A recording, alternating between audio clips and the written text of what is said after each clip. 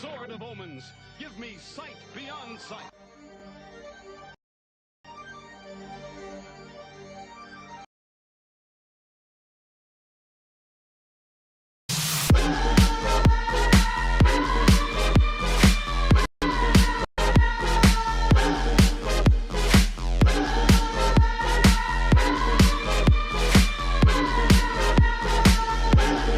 It's Wednesday, my dudes.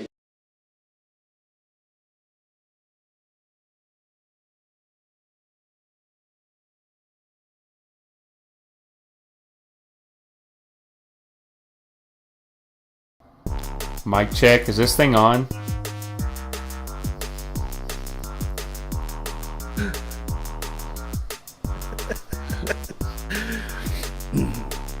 Sorry.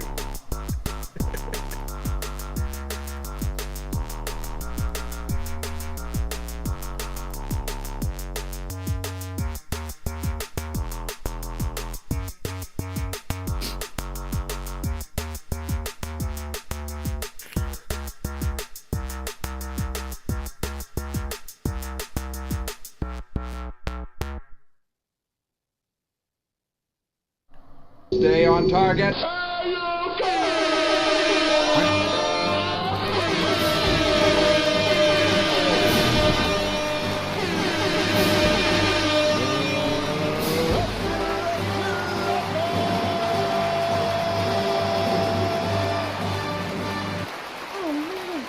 What? I'm sorry. I had no idea what's going on. Ready, guys? Let's do this. It's gonna be one of those weeks.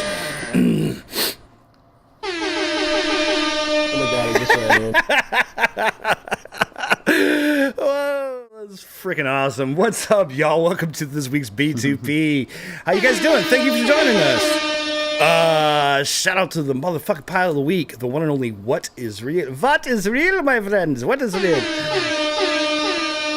Waterworld. What's going on in the chat? Waterworld in the chat? I have no idea. Doesn't sound appealing to me though. All right. Happy birthday, Joseph Dahari. Oh shit! What about happy birthday, bro? Oh, my notes just closed. Happy birthday to Demons, FPV Down Under, Demons. Happy birthday. And everybody jump in and join me as we sing Happy Birthday, Mr. Duck. Happy birthday, Swift Duck. What's up? What's up? Yeah, it's my birthday. It's coming, yeah. And this week, man, we're super stoked to have 8-Bit joining us for a hang. Let's go. Yo. What up? Waterfowl. Oh, wow. Yeah, I updated OBS, and hopefully it works. I heard you're not supposed to do that. We were dude, yeah. I mean, it's always that. There's some things I just don't ever update, and I'm real cautious about OBS updates. They've generally been okay. But you never know. I was feeling squirrely today, so I figured YOLO. We will fire it. I used to skateboard. Where did you used to skateboard, Greg? Fucking water park that's like 5 minutes down the road from me. Right on. It closes in the winter. I've never flown it. Fucking Darkwing came down, drove fucking 2 hours to come fly it by himself. I was like, why didn't you call me? Wait, what? He drove 2 hours, flew it by himself, and jetted? What up, Marcel? Yeah, I didn't even know he was there until he fucking posted the video. I was like, yo, what the fuck? You're literally 2 minutes away from me. That's fucking hysterical. Thanks, Darkwing. Thanks, Darkwing, you fucking dick. Oh, no, I was saying thanks for saying happy birthday.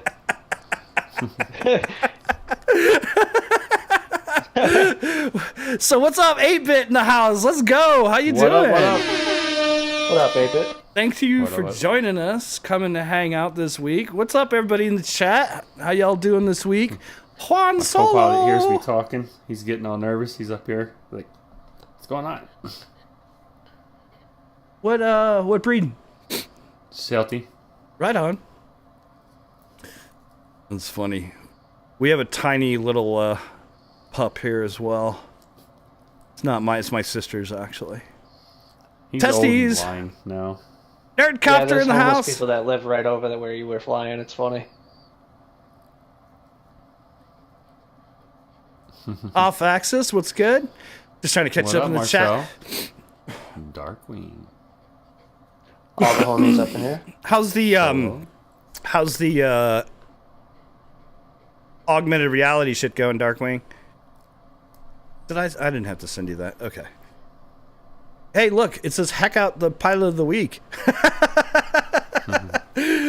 Apparently I clipped it. What's going down? You're a dog. Yeah. It says pup. Okay. Didn't you just see I'm it? not hearing things. No, it says pup. What's her? Him, her? There? Sinopa. Sinopa. Nope. Sinopa? It's Blackfoot language. It means fox. Because he looked like a little fox when he was a baby. And that's what I was hoping he was going to choose. And I had a whole list of names I went through for like 3 days. And he wasn't giving me any indication. I wasn't feeling anything except for like the first couple that I wanted. Sinopa was one of them that I felt. Mm-hmm. And sure enough, the third day, I'm sitting there like, dude, what's your name going to be? He's this little pup on my chest. And so I go through the names again. You know, I already went through everything. I exhausted all my search. So I'm like, first name, second name, then I say Sinopa. His ears perks up, he jumps up, he comes up and just licks my face like crazy. Nice. There you go. That's his name. Chose his own name. I like it. Yeah. I like that. Yeah, for the longest time he was pay attention to me when I was talking and stuff, but now he's getting old. He's How old? kind of blind, and I think he's like 11 years old now. How long, what's the average lifespan of the breed? You know? I don't want to know. Fair enough. I don't blame you. We I think it's like 14 max. yeah, my sister, her family had a pug, and I'm a big fan of pugs, and he got up close to there, and unfortunately ultimately had to put him down because he just got so bad, you know. And it was tough, man. Family dog, you know.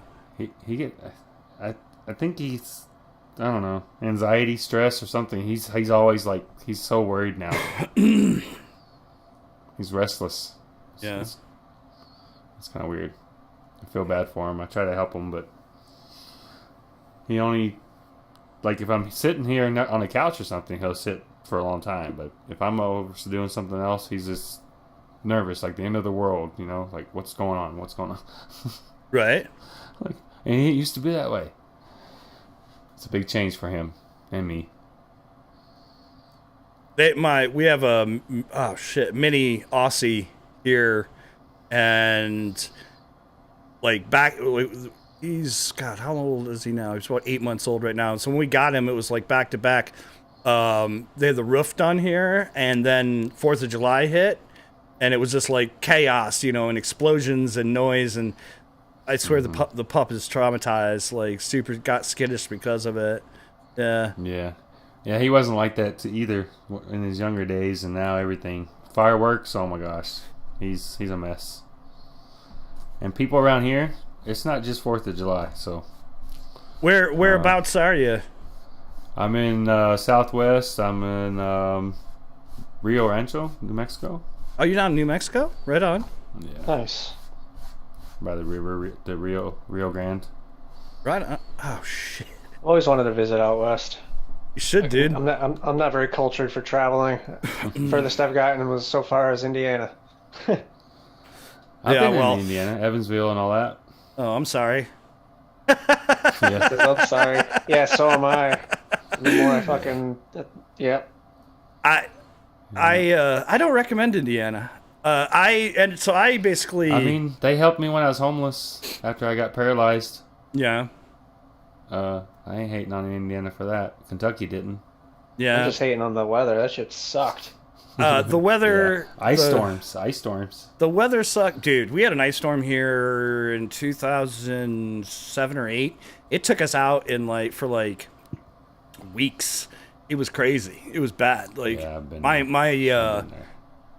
that's when I was still living in Fort Wayne before I moved out to New York. And then, but But yeah, I got stuck in Indiana. I grew up in Ohio. I don't recommend Ohio either. And then I ended up out in I ended up out in Pennsylvania when I was going to college in music and video production. And then when I got done with school, like I was kind of like, I don't know what, it's like I'm 20, not even 20 something. Yeah, I was 20 something. 20, yeah. Yeah, I was 20 something. Young 20s, and I'm like fresh out of college, my folks were like, well, they moved to Indiana. They're like, well, hey, there's this music studio here, Sweetwater Sound. Maybe you should come and try to get a job there. And I'm like, all right, let's see what happens. That's what I ultimately did. I was working at Sweetwater way back in the fucking day. Yeah. And I've heard of that name.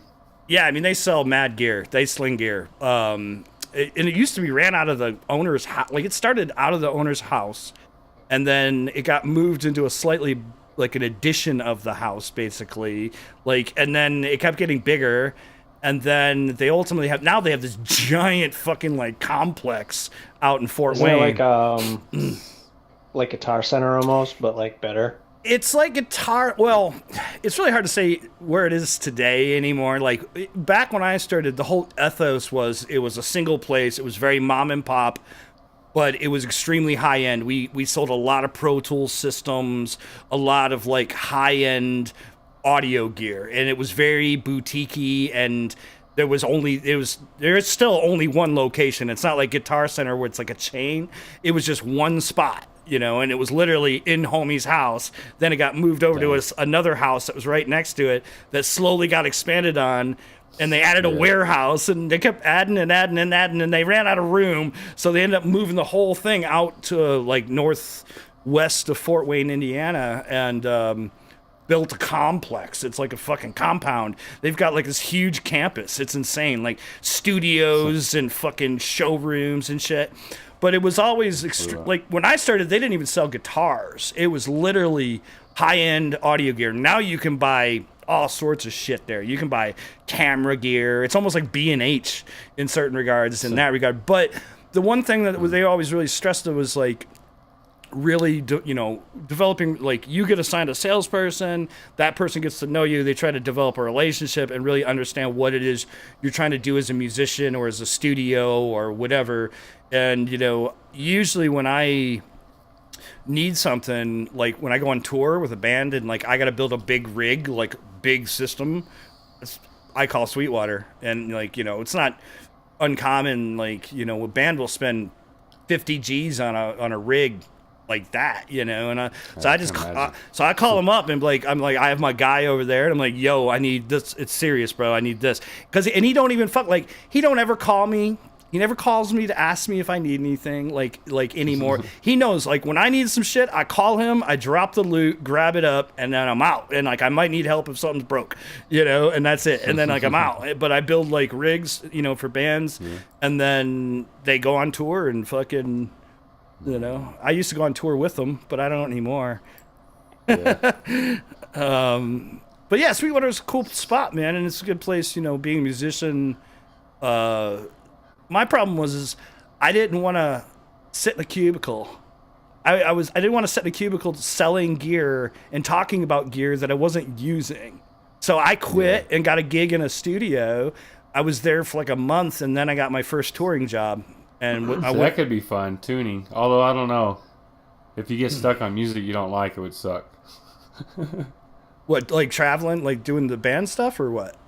No, yeah. If you like the mixing, tuning and making everything sound right. If you're stuck on music you don't like, though, I don't know. I mean, the funny thing is, I just love music in general. I've done stuff that I didn't care. The environment, I guess, makes a difference. The environment is huge, and the crew is huge. It's. I feel like it would just be like any other job, like mixing sound. One would be more enjoyable than the other. Yeah. Like obviously, if it's music you dig, it would probably be a lot more fun, right? Yeah. It helps, but ironically, like I never I had the opportunity, but I would never take a job working for 9 Inch Nails. Because like I really know those guys well, and I'm a big fan of Trent's music and shit, and I just never wanted to have any reason. Like he's really hard on gear, and to go out and have to like take care of it, you know, and like deal with all that. I'm like, I just wouldn't want it to give me any sort of a negative perception, so I just never did it. Like I've worked for big country artists. I've worked for hip hop artists. I was in plenty of mosh pits for Nine Inch Nails. Yeah, me too. Nails is a big. Nails is. I'm a big fan of Nails, so just leave it at that. But I over the years, you know, I got to meet them and like make relationships with some of those cats, you know, along the way. And you know, I had dinner with those dudes in London, in a place called Brixton Academy, out in London. We're out by the Brixton Academy, but yeah, it's cool, man. Like, music is cool. So you're super into music. Tell us a little bit about how did you get started in music? I'm part native, so it's in my roots. Nice. I don't know. It's just a rhythm I need. Mm-hmm. It's just part of something that's always been. I remember as a little kid, my stepdad, he was pretty hard on us, and pretty hard on me especially. But I remember getting these little radios, AM, FM radios, just little tiny ones. You know, sometimes you'd be this little speaker, or one you can have a little headphone jack on, just to listen to music. And back then, they were playing electronic music was actually being played at least on the weekends. You know, like there was like 3 or 4 hours that they were playing it. You know, they had DJs playing. Where were you at the time? And so, Arkansas. Oh, really? There was. Yeah. What? And dare I ask? Exactly. What years was that? What year was that? Well, I graduated in '90. So right on. So you're about my age.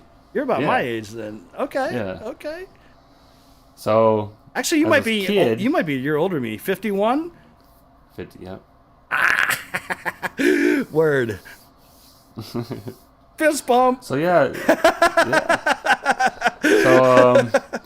So yeah, he would literally find these radios and trash them, destroy them, so I couldn't listen to them. So I don't know. I just had a passion for music for a long time. Right. It's always been something, and drum and bass, techno, all that stuff, electronic music. I don't know. It just hits me different, especially back in the '90s when we were all more hands in, you know, on it. You know, when there was more soul. I don't know. It just drives me, and just that rhythm, that bass, the beat. You know, I can't handle slow beats. You like dubstep? Yeah, dubstep, but it's still fast. Yeah, it's gotten faster. It used to basically be half time of drum and bass. The kick part, the kick part I can handle. Right. You know, the kick part I can handle in a slow, steady, you know, rhythm, or even a little bit off, you know, swing or whatever. Mm-hmm. But no, I do like country. I don't know. Dude, I love playing country drums. I don't like country music, but like big band country, bro, that shit is so fucking fun to play on drums. Bro, you don't have to do anything crazy, but it's like, it's just fucking driving, and it's fucking always fucking high energy, so it's good fun. Mainstream country, country, nah. But man, when I got to work with some of the better, like, bluegrass and fucking country pickers that are just like, those dudes can fucking play, bro. Like, some of those dudes can fucking play. Some of those they can. Like those. Yeah, I don't nothing on it. My dad, my real dad, I met him after he left when I was 7. Him and my mom split up for whatever reasons. He wasn't in our life for a long time. About 33, he came back in my life. He played guitar 30 years in a rockabilly bands. Right on. So, you know, he was country and rock. I mean, the funny thing is, I worked with country bands, you know, and I'm, like I said, I started, electronic music grabbed me very early on as well, and I, you know, I was into, like, all sorts of shit. I mean, dude, as soon as I heard, like, the very first beginnings of techno, like New Order, and, like, all that old electronic bands, you know, fucking Joy Division, fucking... Then you started seeing, like, Frontline Assembly and Front 242 and all the industrial, like, techno mixed shit, dude. They were cool. I enjoyed a lot of them, but looking back at some of them now, I'm like, yeah, it's pretty funny. I got into a lot of industrial for a minute, and then And then when I was in Pittsburgh, I found drum and bass, and it wasn't drum and bass then. It was fucking Dark Side Breakbeat. It wasn't even that yet. It was still. It was right when happy hardcore was getting really like splitting off and starting to lose the fucking, the 4 on the floor, and like you started getting that mix, and it was like it was all Dark Side Breakbeat and like fucking shit like that, and then Jungle hit, and it was over. I was like, because I was a huge reggae fan. I always had a soft spot for like dub and reggae, and then when I heard Jungle, I was like, oh shit, this is fucking awesome, and then bass. And then I got into I started mixing and fucking like I said, that was the whole thing. I was same boat. I was poor, had no. I wanted gear. I wanted to make beats and shit. I had no way to do it, so I just started fixing shit up and flipping it to buy better gear. And then I would catch back when I got into it, I was still catching you catch a 909 for like $300. And fix it up and sell it for 15. I got a mini Moog for 600, sold it for $3,000 after I cleaned it up. Jeez. You know what I mean? I started just flipping gear, bro.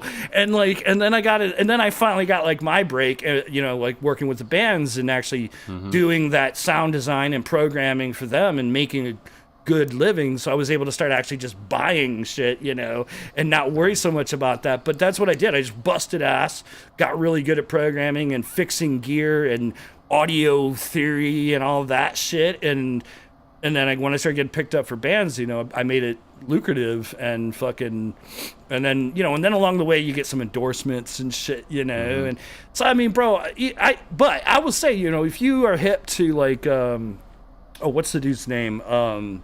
LCD Sound System. Do you remember? Are you hip to LCD Sound System? That dude was almost 50 when he made it, when they blew up. So never fucking lose hope. Like, you know what I mean? As far as I just started DJing again. Mixing. I hadn't done that shit in years. Last time I mixed was actual turntables. And now I'm with electronic. So last time I got it now. I spun a rave in so. Fort Wayne in about 5 years ago. Was the last gig I did as a DJ, and I played vinyl at the rave in Fort Wayne. But I'm not worried about getting out and mixing and doing a DJ set. Yeah. But if I make some tracks, I'm cool with that. Or remixes, some better remixes of what I'm doing now, because the remixes I'm doing, I'm more just remixing the sound. I'm not really remixing the song per se. But when you hear them, it's hard to. You can tell the song is completely changed, so it's remixed. It is pretty amazing where the tech is for people today. Like we were talking about earlier, but like with with stems, like and some of the AI being Stems able to are freaking awesome. Being able to take a stereo track and drop it on a timeline and split it into elements, and then you don't even have to even split it completely off. There's so many tiny variables. A tiny movement changes everything. Yeah. I was like, what? Yeah, I was just doing big movements when I first got in messing with it, and now I've realized it's tiny movements, and it just changes the whole environment, especially when you get all your racks set up on your main and on your decks, all your effects and all that, get all that sound. Because I'll spend forever on. I'll have one song, and I'll just sit there and let that thing just play it over, just to tune it, and then. I don't know how many effects I use. It's crazy. Fucking electronic music is definitely the best for FPV, in my opinion. Yeah. Yeah, I mean, like I said, every time I'm flying, like I got out to fly a couple the other day, and fucking, I always have a Bluetooth speaker sitting next to me, some drum and bass or something going, bro. Like that's just the way if I'm going to fly, my speaker is going to be on next to me, and I'm going to be jamming, dude. Like that's just, I have to. It's part of it. Yeah, it gives me a fucking flow, and gives me. And it gives different flavors to your flying. Like you can be listening to one song on one pack, next pack different song, completely different feel. Yeah, because you have a totally different energy about it. Yeah. I need to try that, listening to music while I'm flying. I don't, because it's a big difference. I need my spatial awareness where I am, because you see where I fly all the time. I mean, I have plenty of triggers that tell me everything, what's happening in my environment when there's a vehicle or people or anything. Man, I sit in this garage day after day, so my awareness of this spot I'm in, the dogs, I know by each dog down the street what its bark is and what they're barking about now. So I'm with you. Like, spatial awareness is huge for me too. And as a sound guy, you know, I'm pretty attuned to just things via sound. You know, spatial awareness via, like, almost like a bat. I hate to say it, but like, so like that's why when I am flying, I have my music going, but it's not crazy loud. It's enough to add to, you know, it just adds. But I make sure it's not too loud that I'm not able to hear what's going on if one of the, you know, kids comes through the yard or some shit, you know, and like that'd be the best way to do it. And that's for me. I just mix, you know, I mix. Dude, sound spatial awareness was huge when I was in a snare line, because I'd be in a snare line with 9 other dudes, and you'd be playing something, and you can, like, you get to a point where if someone, like, on the far side of the line fucking messes up and ticks just slightly, you know exactly who it is, what part it was, and like what happened and why. Like, but the untrained ear would just hear like it's good, but the rest of us will stop and look and be like, the fuck was that? Once I've heard the parts a few times, and even if I don't know how to play the fucking instrument, I just hear it. I'll hear the notes. Like, I'll hear them when they're out. Like, he fucked that up. Sadly, I don't know how to play. Like, the guitar, like my dad, he could play that thing any way he wants. I don't know how to play it. Now I can turn it into an analog synth. I can make it sound like that. I'm not a great player. I've played bass. I've played guitar. I've always been more attracted to like percussion and stuff. And I fucking have a didgeridoo. but yeah, I mean, for me, man, it was about pretty cool sounding. Yo, bro, I used to run the didgeridoo through the vocoder. Fucking, it was insanity, bro. Like, take the didge. I had a crazy rack set up too, and I had a fucking vocoder and a fucking crazy delay line that had like fucking 16 taps in stereo, and it was just fucking like wow, wow, wow, wow, wow, wow, wow. I was like, holy shit, bro. Like, imagine miking in one point and getting a sample through that. Mm-hmm. Not it playing. I used to just play something through it, and have your mic where it's like in it or near it, so it's. Like I did a lot of crazy stuff like that too. Like, for in my modular rig, I've got a couple contact mic hookups, so I can take contact mics and like stick them on shit, and then like hit, you know, wrap them with a drumstick or fucking like you know, whatever. I've got all the sorts of little weird mic inputs, and then it's all built into samplers. It's all built into samplers, so I can sample anything in real time. I had the modular rig set up, so I don't know if you're hip to an Octatrack, but an Octatrack is like Ableton in a box. It's 8 tracks of basically Ableton in a box, and you can record in real time and literally cut and loop and get it going like totally in real time. So it was sick. So I had the whole modular, and the whole thing was synchronized, you know, with MIDI or DIN or something. And so as I'm jamming, I could record a loop and then drop it in as a sample and then fucking start filtering it and shaping it, toning it. And like, that's, dude, I'm all about it. I'll talk about this shit all night. Like, seriously. Right? Like, this. Metronome's a good idea too, Greg. Yeah, for sure. Yeah, looping pedals. Yeah. I don't have. It's easy to get to. 220 beats per minute. Jeez. 2 220 BPM is pretty goddamn fast. Yeah, that's. You could. I would say to that, learn to subdivide rather than going straight 220. Well, like most, you can get a beat of 120 beats per minute just like this, and then in the same. It's the same thing. Most drum and bass primary sits at about $175, $180 before you pitch it up. So, like, you know, some of it got a little bit faster. Dubstep used to be almost like 90, and then it got faster overall. A lot of the breaks were 135-ish, you know. Fucking. But that's the thing I love about drum and bass, is because you could subdivide it, and between, you know, fucking halftime or some variation thereof, you can subdivide. I like about $1.80, $1.90, because when I subdivide, that puts my halftime around 90, 95, 100-ish, maybe. You know, barely. That's a good halftime. I'm actually mixing at 138 right now. Yeah. My remixes. Mm-hmm. But it doesn't sound like it's that fast. I don't know what I did. I was sitting there. I was realizing that on some of these remixes I've been doing, because for some reason 138 is just sounding good. Mm-hmm. You know, whenever I'm adjusting things and finding resonance and Mm-hmm. how I'm tweaking the knobs. Like, that's a good tempo for, But like you said, breaks and right around that range too. Like, yeah. Yeah. But all the songs that I've mixed, the house tracks, the drum and bass tracks, some of the chill tracks, I've all done them 138, just to experiment. Mm-hmm.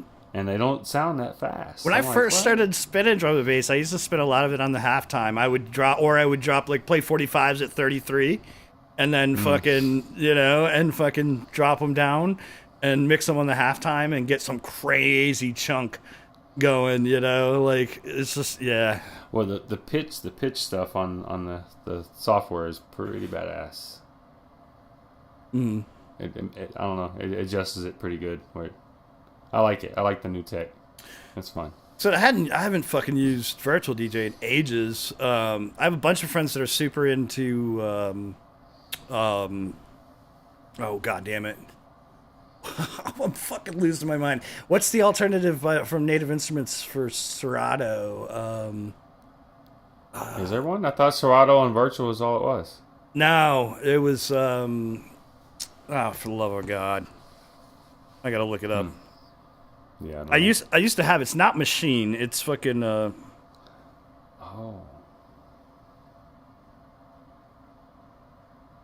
I recognize that name. What Machine? Yeah. Tractor. That's the name of it. Tractor. Tractor. Oh yeah. Tractor. I don't know why I couldn't remember that. It's because I used to use Tractor way back in the day, but then like I went with Serato because Serato just felt closer to fucking. What up, Winder? Closer to records, man. You know, I grew up mixing wax, and I hate fucking CDJs. I hate them. Fucking hate them. You know what? I actually got one. You know, I had the turntables, and then I got me the CD. Not the actual good ones. It was actually the rack mount. Mm-hmm. Mm-hmm. Mm-hmm. It was the rack mount one. Yeah. But you can still mess with the everything the same. Mm-hmm. I got pretty good at chopping and juggling beats on those. Mm-hmm. They were fun. I can mix on them. It's It's just I hate the feeling of a CDJ. I just don't like the way they feel. Yeah. That's why when I went with my virtual rig was Serato with the Newmark V7s that have the 7-inch platter that spins, and then it has actually a little record on top, and you can adjust the torque and your fucking start and stop braking and all that shit. Beautiful. Fucking, they feel good, man. But they're still not quite the same as a 1200, but. I just, the feeling of a 12-inch and that, where you put your hand, where you tend to rest when you're cutting and all of that stuff, it has a vibe that's hard to recreate on a smaller platter. Yeah. But it's still super doable. And like I said, I can mix on CDJs. I just don't like them. Like, I just don't like them. When I want to back cue, man, like with the record and know where, drop the needle. I know right where to drop the needle and fucking then back cue and then fucking wig it in and fucking drop it, like fucking I can't, I don't like I said the feel of, I'm old, like, and it's something I'll probably go to I'll probably die on my hill with it, I'll probably die on my hill, like fucking, I don't say fuck digital, I think everything has a time and a place, but for me, I prefer the feel of turntables, and if I'm gonna go, vinyl is way different, even when you're on a sound system, the vinyl sounds totally different. Yeah, so much better than any of the digital. Bro, and then the weight of the pressings and how deep the grooves are and all of that shit factors in a way that digital just can't. Yeah. It just doesn't. It doesn't really like voodoo. Like, bro, I used to go some lines in plastic. I'd go. Almost all my drum and bass records were imports. As they were back then, and so they were all. Used to have a ton. all fucking fat, heavy records from the UK, fresh wax. You know, it was so much better, man. And the mastering curve in EU is a little wider than the American record curve. And the RIAA curve in America is a little bit different than what they use over there. It's a little wider, so you would get a little fuller bottom end off records that were cut overseas. And so fucking, you know, and it was funny because people would always be like, dude, when you go on, like, the PA just blossoms, like, you know, and I'm like, yeah, it's the fucking wax, bro. It's literally the cut of the wax. Yeah. And did you also adjust your sound? Oh yeah, I mean, well, yeah. But what up, Blizzard? I can make crappy speakers sound pretty good, so. Yeah, I mean, you know, as a drum and bass kid, if I don't have a good sub, I'm not happy. Oh yeah, I know. You know, like bass. Fucking. That's why I got these big chunky headphones. That bass, the earbuds, they can't do it. They can't make that environment because the bass is not just in your ears. You also have the bass that's hitting on your cheekbone. There's stuff resonating everywhere that assists in making that recreation. Well, they have those transducer fucking headphones that actually. Yeah, I've never fucked with them. I mean, it probably sounds like a telephone. I'm a big headphone guy. It's the bass. Yeah. Low speakers can't do it. Well, plus, like, I'm one of the few DJs that I came up with that doesn't have tinnitus. You know? Oh, God, I got tinnitus. So, like, which is amazing because I've literally spent 25 years on stage with bands blasting, like, you know. So if you get in a silent spot, no ringing, huh? No, dude, generally, I mean, I'll get ringing if I go to a concert and I don't wear anything. I'll get a little ring after, but, like, you know, generally speaking, no, I don't have to. Or you just used to it?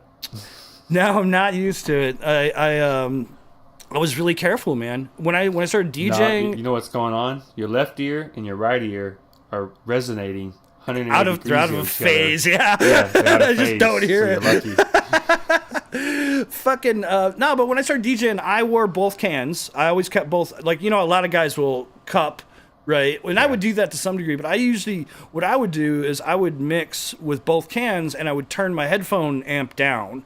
And then I would use these as like natural fucking earplugs so I could get some of the room and some of the PA. And then I would bring my headphone amp up until I could hear and differentiate, still get the room and a little bit. And then maybe I'd crack a little bit just to let a little more bleed. But I never usually did it like full ear. And then I would generally try to get, if I could get the sound guy to get me a pair of monitors. And I just do Texas headphones. I'd have a big stack for Mons, and then I would have both cans on, and I would fucking hit Mons fucking loud enough to go basically drive through the fucking headphones, but it wasn't loud enough to do damage. And so, and then when I was on tour... I was in the Army. When I was on tour, well, yeah, you're fucked. When I was on tour, I was lucky that I got into in-ear monitors really young. So I started wearing in-ears where they shoot your ears with that shit, and they mold them, and then they build your custom ear things. And so using those on stage, those are like wearing earplugs. Yeah. But then you fucking get your mix through it. And so I just kept my mix at a good level, and I never fucked my hearing up, bro. Like, I've damaged my hearing, don't get me wrong. I've also done plenty of front of house. You know what I mean? There's frequencies that you don't hear, huh? Yeah, there's stuff that's not so good. But all in all, I didn't fuck myself hard. You know what I mean? I'm in pretty good shape. I can hear pretty goddamn well for my age and for my fucking career, you know, like, so I just, you know, protect your hearing as best you can, because like it's, dude, I have loud ringing. It's insane. It's actually, I can hear it ringing right now. I have a very good friend who's an amazing techno DJ who had to quit for years because he couldn't, ringing all the time, couldn't deal. I don't ever hear ringing unless everything is really fucking quiet. And then, like, you try to hear nothing, and then you realize that you hear the fucking cosmic microwave background You can't hear nothing though. You'll hear your telling blood. you. You'll end up hearing the blood in your ears Yeah. before you'll hear nothing. I've heard the beating of my heart through my ears sometimes, but now the ringing is intense. I don't know. It's just something I gotten used to, I guess.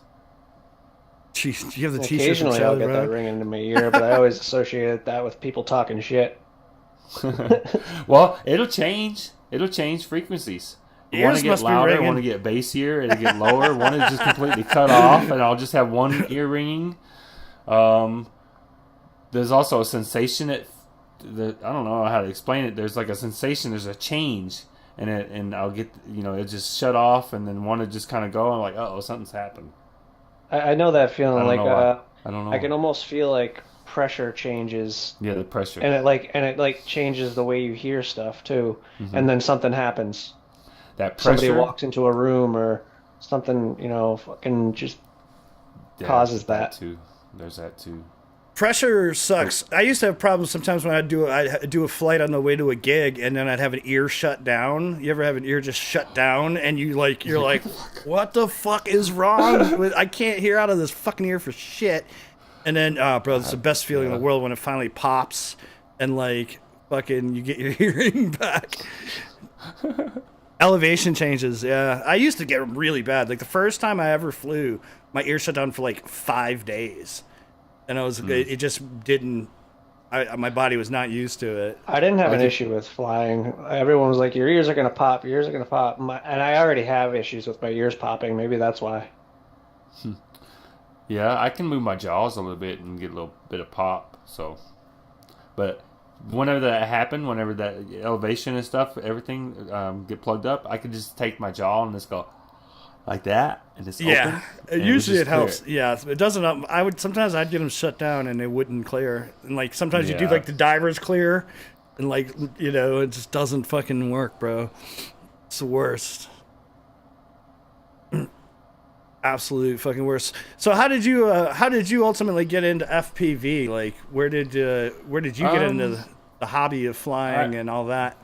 Well, after I was homeless and disabled and everything and paralyzed, and whenever my spine decided to pinch all the nerves and flare up all the fried nerves in my body, I was part of RF testing in the Army. Different frequencies, every frequency you can think of, every power range you can think of, they used it to test and try to do stuff with. And we were part of that test. We weren't the subjects, but we were in the mix of it.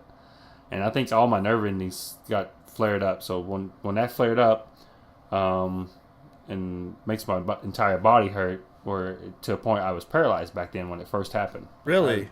I couldn't move. Yeah. And so I just started. I was always on YouTube in my free time anyway when I didn't work. Before then, and I just started seeing it.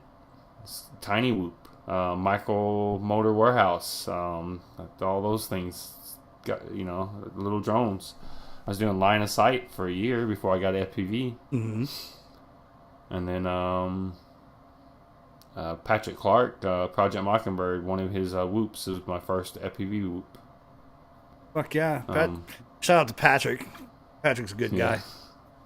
He's a super good guy. He helped me on some tunes. Got me some good tunes back in the day when I was doing emu flight. Yeah, he's a good dude. He is, man. He's a really good dude. I haven't talked to him for a minute, but we keep up on Facebook a little bit. But he's also into photography, so we're always bullshitting about imaging tech and shit. So I see. Yeah, he's really into photography. He's shooting a lot of funky film stuff right now. But yeah, that's how I got started. It was time, I wasn't working anymore. Before that, I was working all the time, work, sleep. Were you into anything RC before it? Not hardcore, Yeah. RC car here and there, yeah. So, no. I just didn't have the time. I was always, taking care of your loved ones, You're just out there doing what you can and bring in what you can. That's what I was doing. I didn't have time. And I had difficult people in my life, both marriages, my first one and the second one. So that makes it harder too. Right. So hopefully I can be free of that soon. Because I got all this stuff that's been sitting waiting on me to do something with for some reason. So I don't know. We'll see. What's your main focus right now? Like as far as like stuff that you're working on and stuff that you're trying to do. That's music or FPV? Both even. Oh, well, I mean, I work on designing some frames. I got my Skirch line. This is a frame I worked with Boner FPV with. He inspired the design, and I came up with this. And here's the top plate. What? 3-inch, 3.5. Yeah, it's a 3-inch. Right on. I like the top plate. That's cool. And then I got my other frames. I was working with Jack's 3D printing and I was beta testing and I don't know. I just decided to design a frame for him, and this is my second frame I did with Jack, and this is how Skirch evolved. And so this is 45 mils. That is tiny. Yeah. And then now I'm just coming out with these two new ones. I got my rabbit. It's very organic. I like it. Yeah, it's a 2-inch. See the rabbit, and he's holding his ears. Their ears are coming around here. He's screaming. He's going to the moon. Rabbit in the moon. And then I got Battle Bones. This is with Boner FPV as well. Collaboration with him. That's sick.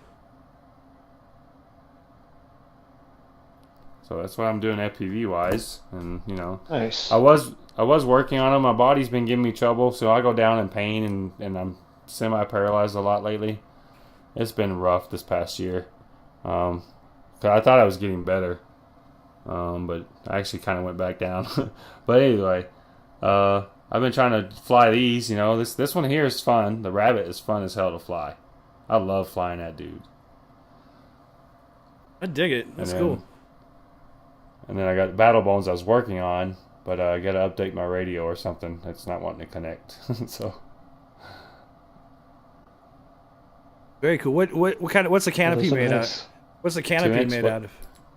This one's a Beta FPV canopy. It is a Beta FPV canopy? Okay. Yeah, it's their new one.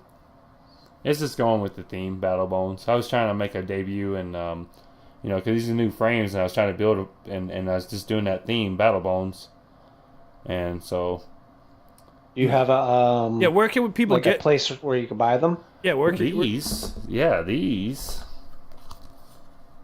get them right there. Oh, Armington. Okay.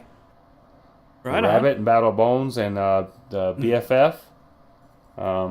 This is the get them BFF right on Armington's website. Where is Armington right now? They're moving? Aren't they? Are they still in the middle of the move? Or are they open yet? Are they back? Website still says coming to America. Yeah, their main. It's just for the main. For the hobby stuff, it stays over there, is what they said. So we still gotta wait forever for our stuff.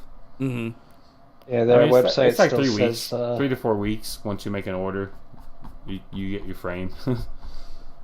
It's not terrible because it's like a week or something, to get in line to be cut. What's up, Technique? Right. That's par for the course for Armington. I've never had an issue with their longer shipping times. They always come through. Yeah, they're beautiful frames. I have a Badger frame that I've had for like the last 3 years that still goes. I just break arms because they're only 4 mil, but hey, whatever. Yeah.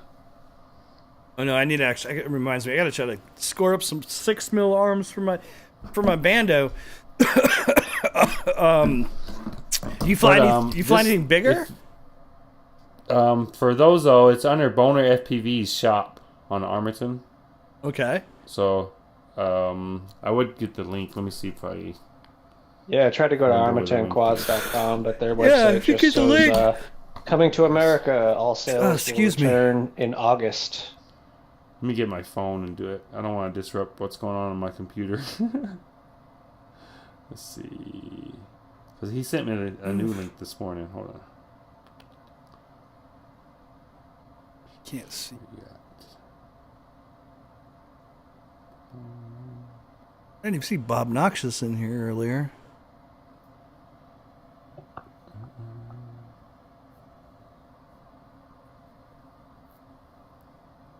Is this it? Yes. Well. You have a wrench? If you don't, type something in the chat. I can give you a wrench and you can post the link.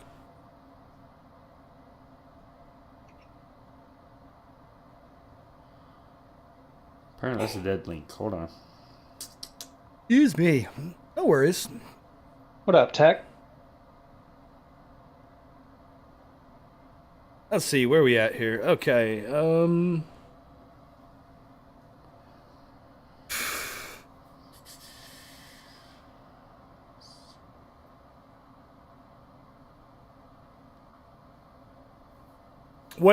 tell us a little bit while you're looking it up, as far as like your hardware and your setups for your rigs, what kind of kit are you typically leaning towards or going with? Motors, FCs, shit like that? On my 2 inches, I'm trying the 1002s. They're pretty fun. If I can get higher KV though, it'd be awesome. I wouldn't mind a 1002. It's like 27,000 KV. But what KV are you on now? 21 is my highest. 21. Yeah, it does all right. And you know the Gym Fan props, of course. I like the Happy Model X12 flight controllers. Just the extra amperage, 12 amp instead of 5. This beta one seems okay so far. I know a lot of people say stuff about it, but I don't know. We'll see. I haven't been able to fly yet. But yeah, just like a tiny whoop pinch camera. I love using those. Small, lightweight, wide view. And then I got my canopy. It's a G-Strange, is what I call it. Someone in Infinity Loop's Discord hinted that not calling that G-Strange Kamek. It's a Kamek instead of a canopy. That's cool. And but it's very versatile. I've been able to mount this thing in so many different ways. It's insane. You can mount it in all kinds of different configurations. So you're all analog on all the small rigs right now? Yeah, that's all I got. I mean, 2 inch is mostly what I'm flying. I've done 2.5, but nothing bigger. I won something from Westside, Dronco. I got his center 3-inch whoop. And then I won something off of the other day. It's from Marcel's show, Marcel's area, Canada. What the heck is the name of that frame? I can't remember. I got another frame coming too. It's a 3-inch. Another 3-inch or 4? Oh, I can't remember. You'll be on a 5-inch before you know it. I don't have the electronics for that or the batteries. Yeah, it's a tough part when you start moving classes. When you start moving into different classes, that is. I know when I went. Yep. That's what I like. I like micros, and I have a few, but it was tough for me to justify buying all the extra batteries. Rotor Village, yes. And that's what. Rotor Village, right on. Small eat. And then when I started flying like the big, I fly a lot of 10-inch quads, and like that is a whole nother fucking thing, with fucking electronics. And thankfully, most of the 10s that I built are running 5-inch electronics, except for the motors and batteries. And I have to run top end ESCs because, I need the juice. But yeah, I mean, that's why I never really got into X class though, because it's just a whole nother class of shit, and like I fly macro and beast, and that's as big as I went right now anyway, I have Shelby Ball's wing, his new one. Nice. I still gotta build that and put electronics on that someday. I need a wing frame actually. I have a wing that I exploded that I need to rebuild. I just hadn't God, I should just print a goddamn fuselage for it, but like blow that up too. Have you been doing it? Do you do any 3D printing or anything yet? Is that part of the hobby gotten into you? Or? I have the 3D printer. Yeah. It's actually got dust on it, so apparently I have it for a while. Right on. But like I said, this past year's been a little bit rough, and I so feel my that. body's been giving me, been giving me hell as well, and some days I spend a lot of time suffering instead of doing stuff.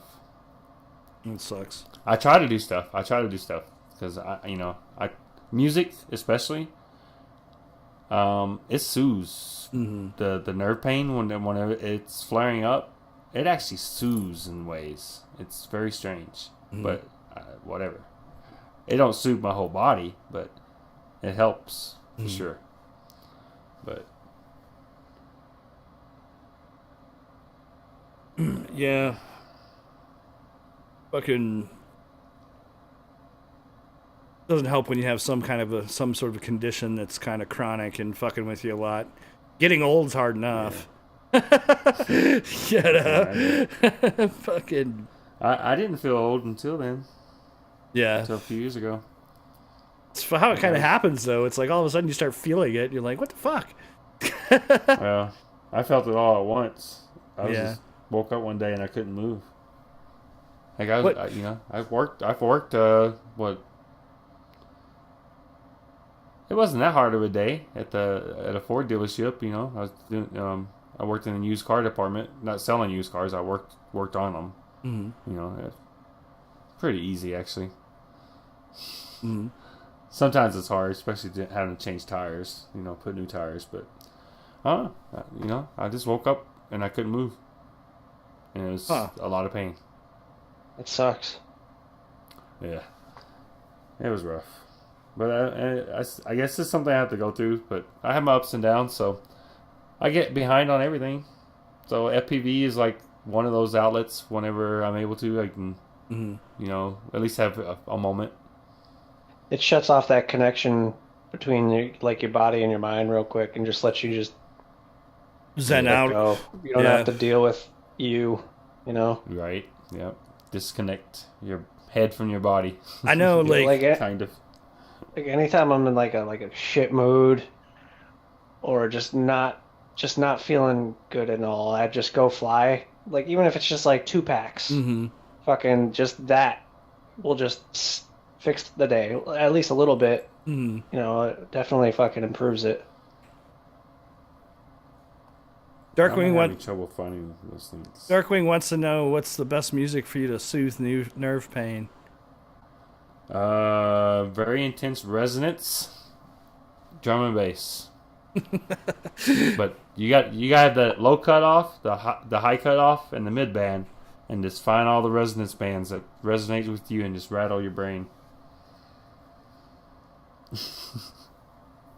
I'll tell you what, do you do? Are you into doing visual stuff as far as like I don't know, you ever get into like VJing or anything of that nature? The options on there, I haven't figured out how to use all that stuff. Yeah. So none of that yet. But I'm doing visuals. If you've seen any of my videos, the visuals, I searched them out and I tweaked them and did some changes to them to make them mine. What do you do in your visual work in right now? It's just some link that I can in virtual DJ. What do they call it? What do they call those things? Is it the same in Serato, where you can grab you can just grab the website and you paste it, drop it down in there, and you can use that as your visualizer. I can't remember what it's called. No, but I know what you're talking about. Yeah, I know what you're talking about. Yeah. Serato. There's a website. Everybody's making all these little things. They're very cool. Serato had they actually had a thing called what the hell was it called? It was called Serato Video, I think, and they did have a player extension, but I never used it. I used other shit for my visual shit, but yeah, I have like Resolume and shit for visual stuff. But last night, something you should check out. If I don't know, I haven't really pushed it to see how like much computer you need, but I've been playing with this piece of software called Tool, and it's this funky visual motion graphics fucking software it's open source. It's called Tool. It's TOOLL3, and it's like an object-oriented fucking visual fucking playground. It's badass, actually. The fluid simulation and some of the fucking mesh and particle system stuff you can do. It's fucking cool, and it's free. You can download it. It's Tool. And very computer heavy. It's been running pretty well for me so far, and I don't have like the machine I was running it on isn't a supercomputer. But that was, man, I tell you, because like I've been really focused on, when I started getting into FPV kind of consumes my life for a while, and I wasn't doing nearly as much music work except for work. And then I got really, FPV for me led into really hardcore video production stuff. It really just kind of took that to the next level for me in certain regards, because I'd been doing visual work for a very long time. I've VJ'd a lot of raves and done stuff like that. But when I started doing FPV and incorporating some of those elements in that, it got me into the camera side again, really heavy, and so for a long time I was just literally working on fucking visual stuff and FPV stuff in general, and music kind of had to take a back step, and then I started managing gigs for a long time, so I wasn't even hardly VJing anymore either. I was just like managing these big shows and like putting them together and producing them. And so, like, I wasn't really teching as much. And I tell you, I started messing with Tool the other day, and I do a lot of stuff in DaVinci Resolve Fusion, which I talk about Resolve all the time. I do a lot of stuff in Fusion, which is cool, but Tool is it's geared towards real time and like MIDI interaction and in reaction to music. Like, you can input audio into it and get a lot of very interesting audio reactive elements and shit. And it's procedural. It's like procedurally generated fucking shit, bro. It's really cool. You should check. Okay. Yeah, it's really cool. And so and you can do all sorts of shit. Like, you can layer, I found those links. SVG.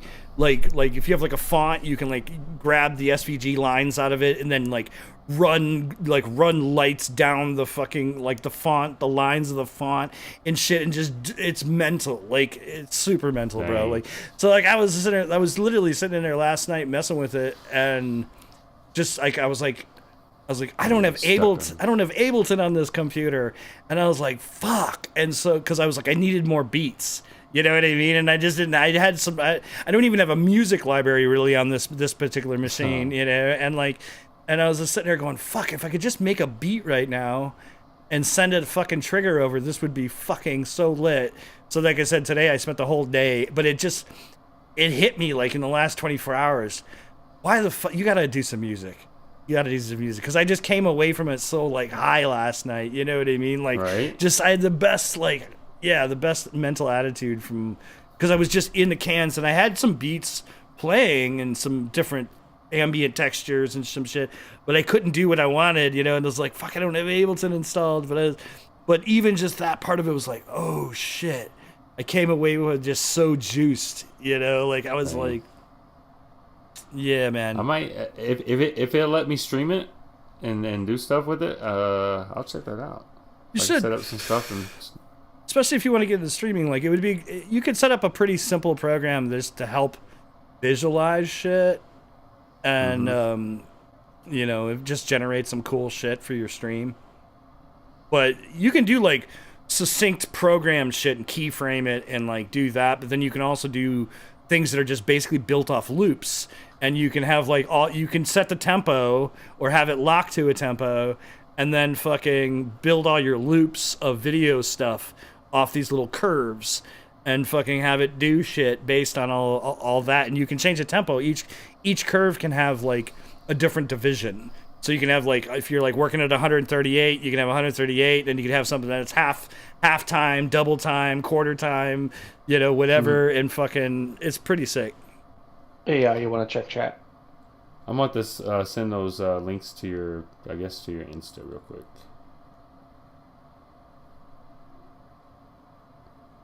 For the frame. Word. I sent the link to. Did you get it? Okay. I don't know what the heck. It took me forever to find it. The places that it wasn't there. I was like, oh, of course, everything's glitching and giving me trouble while I'm here live, and I'm stuck looking at the phone instead of being on the show. So, sorry about that. So what kind of like? See, we tell. What firmware are you flying like on your quads now these days? Like, are you mostly Quicksilver? Quicksilver? I use the avocado. Yep. Guacamole all day. I know Perry Earl's really into Quicksilver. I've been meaning to check it out. Most of my big quads are on Helios, so there's no target support, so I don't have a target for it. But I need to like set up a Whoop or something on that. Does Quicksilver do 3D yet? I don't know. I'm not that deep into it. Yeah, but it'd be nice because I just had I won a session with Zoe to learn how to 3D. Mm-hmm. Hell yeah, that's awesome. Yeah, and talk 3D to her Whoop for a would while. be awesome. Yeah, I was talking to her real hard about trying to, how can we get this into the micros, and she doesn't think it's possible yet. But why not? I don't know. It's just the tech is not there, the power, I guess, that's needed for the ESCs that are needed, I guess, for something that's Well, BLHELIS, excuse me, is actually best for 3D. And so in that regard, you're good. Power would be a thing, But I was actually speaking with Ryan Harrell about it from Mini Quad Test Bench, and he was telling me that the dead time on BLHELIS is actually much better and much more measured, basically, in terms of that how you need to switch for 3D. So. And I have a bunch of friends, Chris Tudor and those guys are doing 3D, and a bunch of those guys have been working on trying to make micro 3Ds and Whoop 3Ds and shit. Because I have some 3D props from the old brushed 3D. Who did those?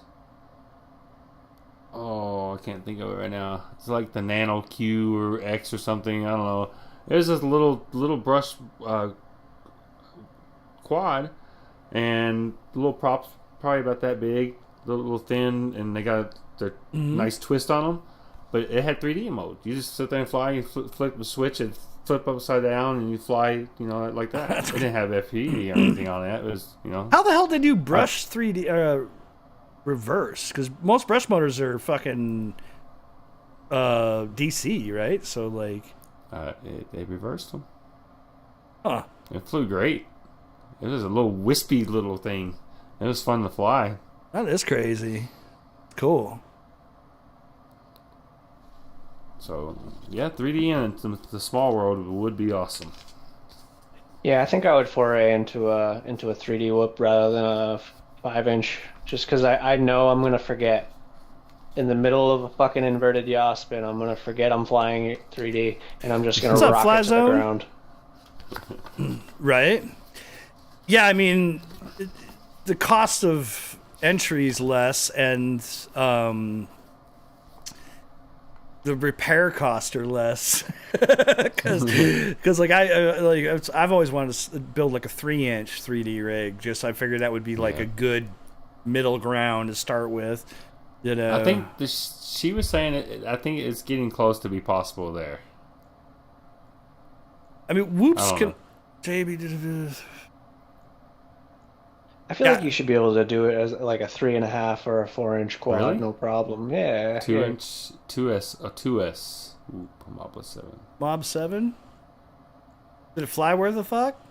Yeah, that's just the catch. I mean, because a couple of my friends are trying to do 3D because now we have brushless whoops and the ESCs can handle it. They can actually handle it, but the whoop still does. It flies like a whoop. You know, it just doesn't quite. No, have you flown a whoop recently? Yeah. I mean, I have a couple brushless whoops. Yeah. Oh, I mean, okay. What KV motors? What's your setup? I got a Mob 6 sitting at 25,000s, and then I have a fucking 802s or 702s? 802, I think. Okay, so a little heavy. Yeah. I think I'm using 702 30,000 kV on one of my whoops. Yeah. Thing's a fucking spang machine. Yeah. They've gotten way and better. The battery lasts about 45 seconds. Yeah, they're battery killers. The battery tech has to catch up now. But that's where we're lagging. The frame still has a bit of a boaty feel. You can't get 100% batteries. You can't 100% get rid of a boaty feel if you're actually rocking a whoop frame. You know what I mean? Put Quicksilver on it and then get back to me. Right on. Dude, micros ain't nothing. They ain't no shame now. They're up there. They're fine. Well, micros are fine. I mean, I'm talking about an actual whoop with actual ducted, an actual ducted frame. Yeah, even the whoops. I mean, yeah, they fly fine, but they still have a boatier feel than if I took that same thing. Oh yeah, well that's different than flying a brick like you used to flying. If I take I don't know if you ever seen the BQE Little Homie. I'm sorry, they're 0802, not 0702. Okay. Like a BQE Little Homie. I don't know if I have one here, but it is runs on 802s or 702s. You just take your Mobula 6 or your fucking Joining, you just a bit of difference. Drop it on carbon. Dude, you drop the same rig on carbon and it's going to fly better. You know what I mean? There's a whole lot of noise you're taking out. You're taking out all that noise. Well, and the resonance of the ducts, because the ducts themselves have resonance, and the way they cut through the air. The fractal. The ducted fractal. Yeah. No, it uses ducts, and that thing flies good. Even though I do kind of like that boaty thing when you're up there. There's some moments, but I think it's the air too around here. When I get the airwaves just get right, man, I'll get that little fractal up there, and just the way it feels. Like Chris Teal, get my other Chris Teal, like all his new shit, he's using rings now. Instead of using actual ducts or 3D printed stuff like on the Slam Squirt, just running carbon rings, and that feels. That's West Side, isn't it? Yeah. All that stuff, all the stuff like the center and the fucking ringleader and all the stuff they fly so much better than like a Slam Squirt with a traditional duct type setup, and it's come a long way. Gone. A lot of your noise is gone. Yeah, we should play some vids while we. That's also my idea with all my designs. Yeah, like something like that, there's dude. A reason. There's a reason. These curves. There's a reason my thought and whenever I visualize it, and it's in my head and I'm processing on how everything's going. Right. Sound, vibration, flexing, everything. It's all part of it, and that's why it looks like this. And that's why the rabbit looks like this. Because something started in the design, but then the airflow, the resonance, I gotta make sure this thing is tight, and it was. I put my flight control on there, no tune. I didn't have to do shit. There's no noise. It just boom. I'm like, yes. So my mind, where I'm thinking and how I'm processing it and putting together my designs is working. So I kind of like that. So, but yeah, you're right. The whoop. It's too much noise. It's like this. All this is going on. There's the drag. There's the noise, especially depending on what the frame is made out of. Like especially on a Slam Squirt, if you're running TPU or something, depending on the thickness and what the hardness is. Well, yeah, you're gonna get some low frequency fucking shit going on because of that. But then the aerodynamics of a duct going through the air and the drag and how that all feels. It feels different than plate carbon with no duct or just rings like Chris is doing. There's a feel. Get his frame. Hold on, buddy. There's definitely a feel there. Let me get his frame real quick. Let me grab this too before.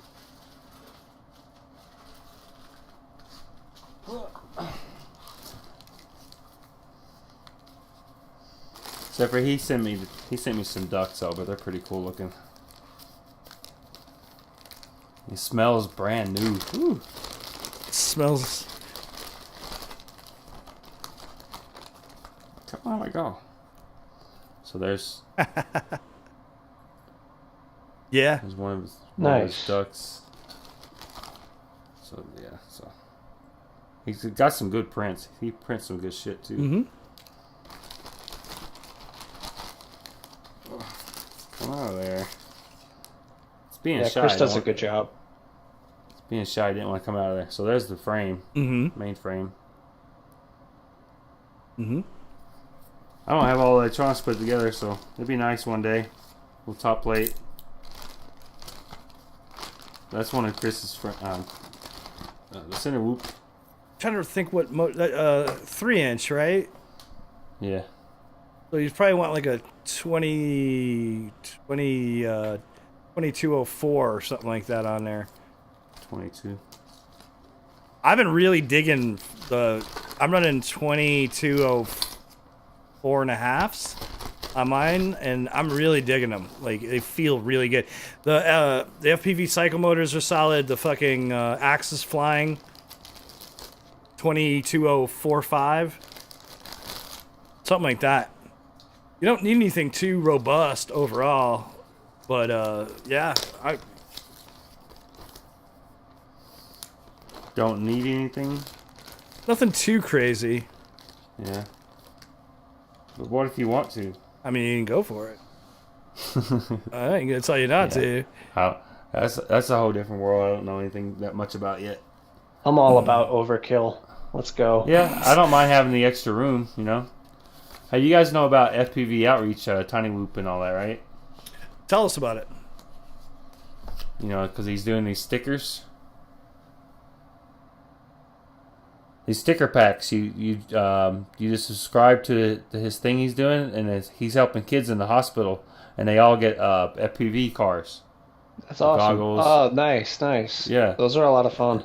Yeah, so everybody's been throwing in stickers, and Right if you on. join, you can actually join and make your own sticker with him if you wanted to, and they're all unique. These are limited stickers. Mhm. These are not the ones that you're slapping everywhere. These are limited through Jesse and his FPV outreach. Oh, Jesse's doing that? Yeah, I didn't realize See, that. look, No, that's how 8-Bit got his sticker. that right on. I have another one out there too. There's a whole bunch. There's Boner FPV. He's the one I collabed with on a couple of those frames. That Nice. But yeah, you get this every month. You get 3 sheets, and they'll be just full of all these unique stickers from everybody in the community that's throwing in. is that on tinywhoop.com or where? No, FPVOutreach.com. FPVOutreach.com. Yeah, and you scroll in there and look, and you can contribute and add your own design if you want. You know, you gotta subscribe though. It's what is it, like $7? I think it's like $7 a month or something like that. Maybe it's more. I can't remember. That's super dope. Yeah. So all these kids get their own FPV car while they're stuck in a hospital. Here, I'll bring up the FPV Outreach. Help the greater FPV family, bring it to those who need it the most. FPV Outreach is a program that will give free FPV gear to kids spending time in children's hospitals. First-person toys are notoriously immersive, and for some, an extra laugh or escape from a hospital bed can have a huge positive impact. Berg is word. Nice. I like that. Raise money for the project. We're Yeah. selling sticker sheets, limited edition stickers. 100% of the profits go to the FPV Outreach charity. Pay for things like free FPV gear and toys for kids in hospitals. Super dope. I didn't realize he was doing that. Ciotti. Fuck yeah. Yeah. Did not know. I've been Thank you. subscribed to it since they started. I don't know how many packs I got now. What is this, my fourth or fifth pack? Chad, the screen's black on the stream. It was? Yeah, it was. You weren't showing anything. Really? Yeah. Uh-oh. Well, I guess we can't watch videos. It should be coming Yeah. back to us. I'm here, so everything's gonna glitch on you. Why did No it lie. do that? No lie. my experience from the days of my research and development days in the Screen Army, of darkness. I literally could mess with TVs and radios by just going into the room. Let me go into studio mode and see if I can fix it. What the fuck happened there? FPV videos. Display capture. See us. Yeah, it's black as a motherfucker. What's up with that? Oh, that's just great. Okay, well, let me see. Take the lens cap off, like Mike says. I can't even go in here to enable it. What the fuck? Well, that's cool. Not. That's okay. Just do it 3 or 4 more times, the same thing, and it'll work. Right? What the fuck? No, we're not good. The regular stream's fine. It's when we're trying to It show says you device stuff. not connected, and I can't change the properties. Let me see what else is going on here.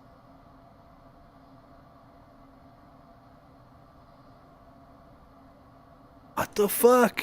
It's so broken. Yeah, Mike. Yeah, you can see us, but as if he wanted to show videos or other stuff, that part is not cooperating. Let me add a new one here. It's being There we shot. go. What the fuck?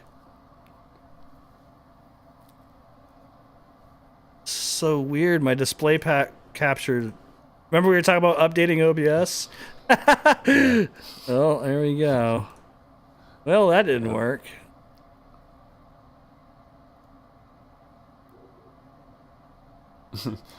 Yeah, you just gotta blow into it.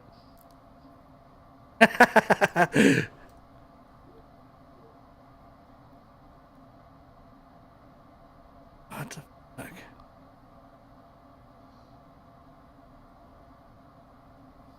Wow, everything's broken. What is going on?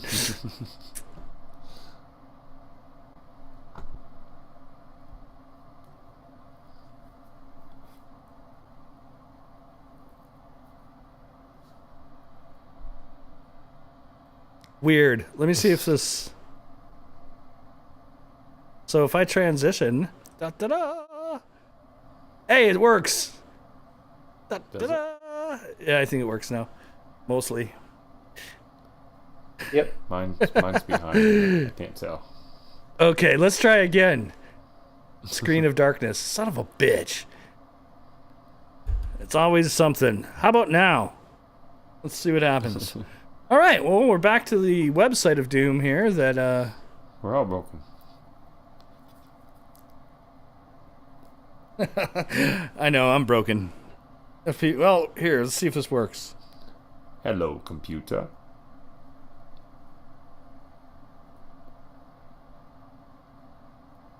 I'm waiting for the stream to catch up. See OBS. Oh, it disappeared.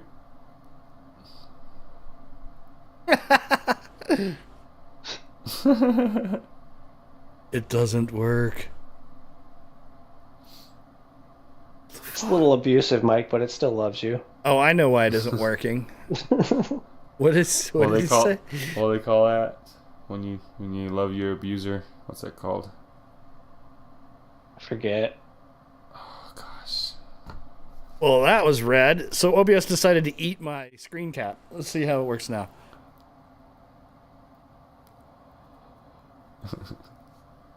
Hopefully it works. Mike started on his mom. Get you kicked out of chat. What's going on? Is it work? we may have just... my OBS may have just shit the bed. Oh! There we go. Okay. It works. That's it. Stockholm. Stockholm. Yep, Stockholm. Stockholm Syndrome. Okay, well, we were talking about FPV. I was fucking sitting here thinking of outrage. Munchausen syndrome. I'm like, I know that's not it. Munchausen. Yeah. Something home. I was thinking Sherlock Holmes. Holmes was like there, and I was like, home. What? I was like, no. I was like, no. But I guess my mind was trying to remind me. He bit small. Now I have to go through the system next week to make sure all those fucking inputs work again. OBS had decided that it didn't. My screen wasn't here anymore, and it wouldn't let me fix it. There it is. FPV Outreach. Right. Well, I read it to you, so now you can see it. Okay, let me just see here. What the hell? Yeah, like those new logos you guys gave me. Is that going to be your new slaps? Those are pretty tight. Who, us? My logo is my newest one made by Maddie I Balance. don't. Yeah. I haven't gotten any of the Lions cut. I need to, actually. I need some stickers. I have some stickers, but I haven't got any of the Lions cut. Yeah. Just support there and get you some on the sticker pack. I don't know what I'm gonna do though. I don't want to put them anywhere. They're like collectibles. I don't want, these are like rare. Dude, I felt bad giving out my last sticker. I was like, this is my last one, but here you go. Oh, day. I need to get some stickers made, but things are a little bit rough in the money world. Once maybe stickers next year. aren't cheap. Yeah. I'm trying to figure out what the hell is wrong with. Right. What is going on? It's so weird. Yeah. Don't talk about your moms over in JB's chat. He'll throw you out. Ask Mike. What?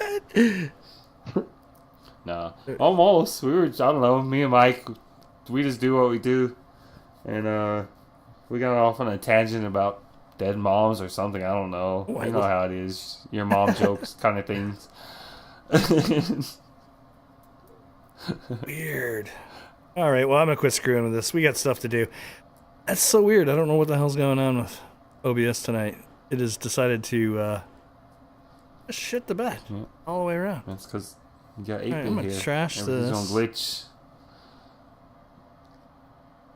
Yes, I'm going to trash this. Yes, trash. Let me add another one back in. Capture.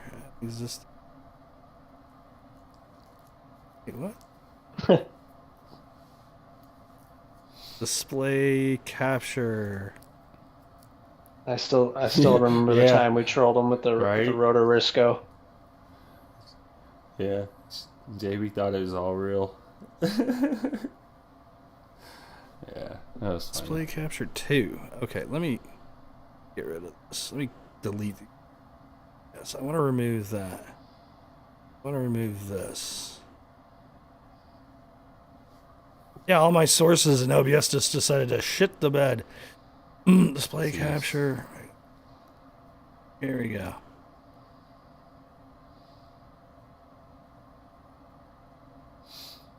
Okay, that works. CPU wing. How's that gonna work? What kind of support is it using?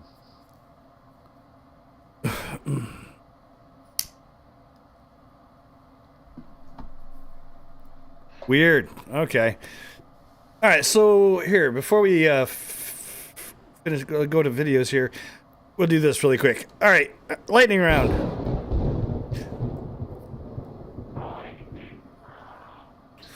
It all works. Okay, I'm gonna ask you a couple questions, and they're right. mostly one-word answers or short answers. Question 1: True X or smushed X? Smushed. Would you rather walk around the room with salad for a head or broccoli for arms? Salad for a head or broccoli for arms? Broccoli for arms. What would be your dream job?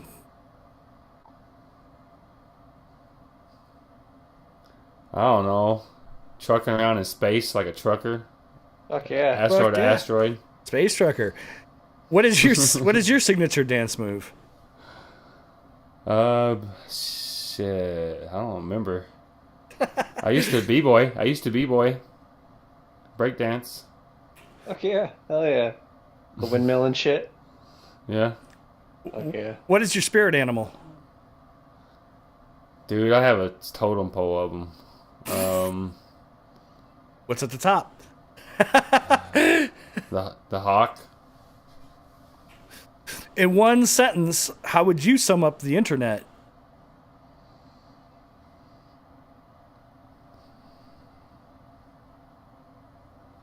I don't know. What? The word. How? Because without it, we wouldn't be doing this, you know? So, I don't know. It's people. People is what makes the internet. So, however people are, you know, that's how the internet's gonna be. Word. Oh, that's so weird. Okay, anyways. Fucking, before I screw up the stream. People. Fly with music, yes or no? We already covered this. But Mostly no, but you know, there is a rhythm that's constantly going with me, so I don't know. There's music. Same. either I don't way. have to fly with music. I have an internal tempo because like I've been playing fucking drums my whole life, so like I constantly have that just ticking my whole day. Like it doesn't even have to be flying. I'm just always like on a tempo. Yeah, there's something. There's that rhythm. There's more than just the beat though. the rhythm of the universe. There's something. I don't know. What would be your superpower? Flying. Fuck it. That'll work. Pinch, thumb, or hybrid? I've done. I go both ways. All right.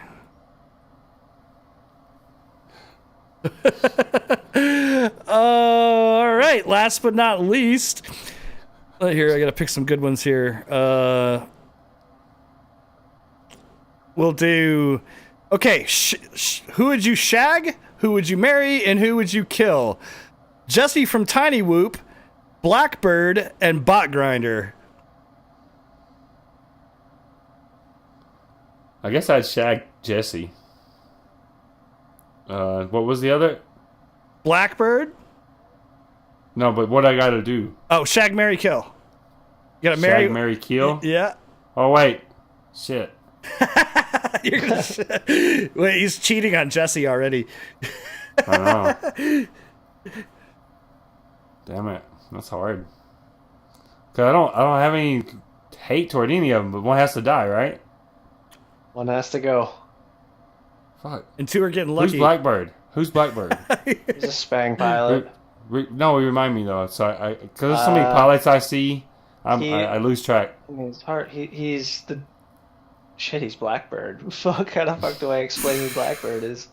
Spang pilot owns fucking the Axis Blackbird motors. Okay.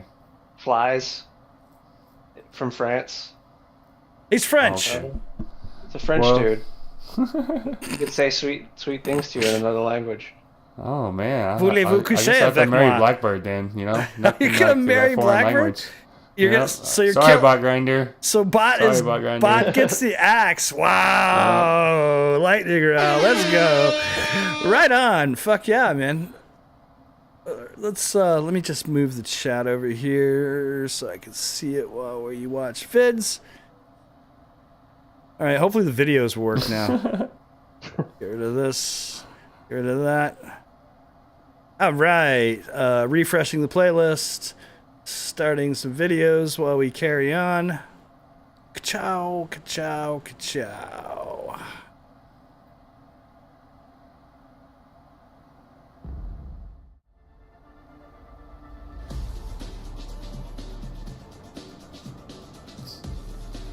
I was like, where's my little buddy? He's over here knocked out behind my back. I've totally lost my fucking thing. Hee. So what's your next goal? You working on music or? Ooh. A little bit of all. I got a contest about to happen. Can you freestyle part 2 with infinity loops? And so there's 3 tier prizes, first, second, and third. Still working out the details, but you know it's frames Speaking for of sure. which, When's that happening? It's gonna be. Sorry, what? When do you think that'll speaking happen? of which, that video's next. Okay. Well, Loops is going to officially announce on Thanksgiving Eve is when the contest officially drops. Gotcha. But I got people doing some skits. Hopefully the other guys come through. Sweem just did that one. I hope that's probably the one you're about to play. That's funny as shit. Sweem does some good stuff. So if I can get some more skits from these guys that I've reached out to promote it, you know, we're giving away some frames.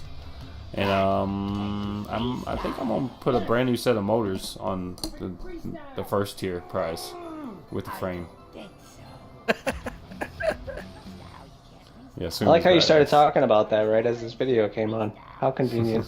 I don't believe you. Sounds like Nubs is in the house. Freestyle. Where is that? Can you freestyle? I told you, I can freestyle. You can't freestyle. I can't freestyle. Ah! Hi. What do you want? But can you freestyle? Yes, I can freestyle. Yeah. I'm gonna show you once and for all. I can freestyle. Whatever. But can you? Can I freestyle? I'll show you I can freestyle. Ow! Welcome to KKG. It's time to freestyle. Whoa!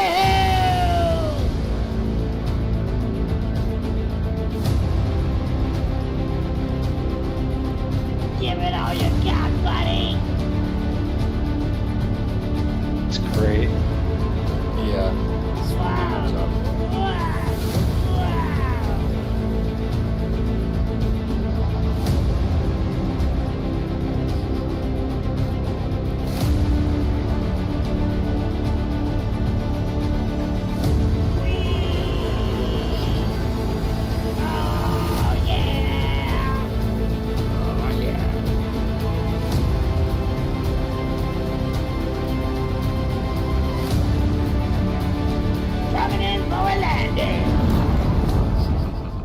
See? I told you I could freestyle. Yeah, you really Told need to you. get out more.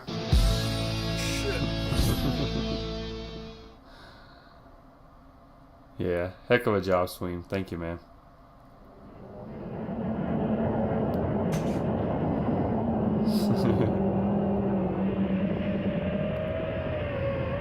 Yeah, that's SweemTube FPV. He did that. Y'all check him out on his YouTube.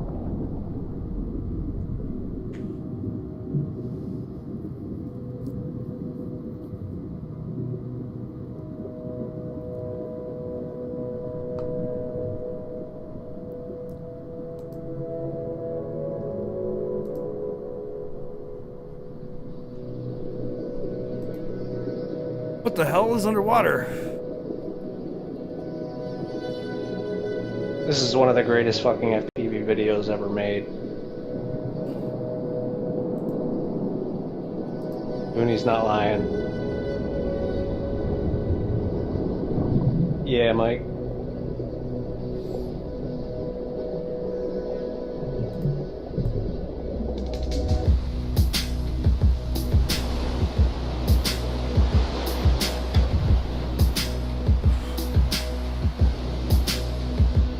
Yeah, Chad, if you haven't seen this video, it's fucking dope.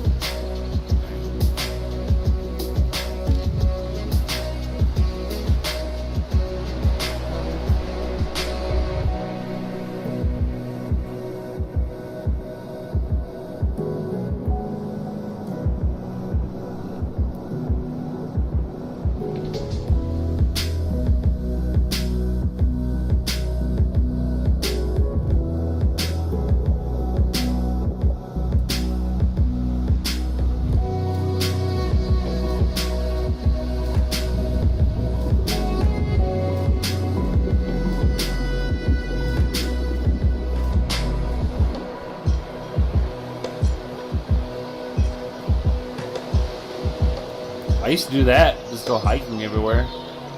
Find waterfalls out in the middle of nowhere. Yeah, that's fun to do. Me and my little Snoper here, he was always there with me too.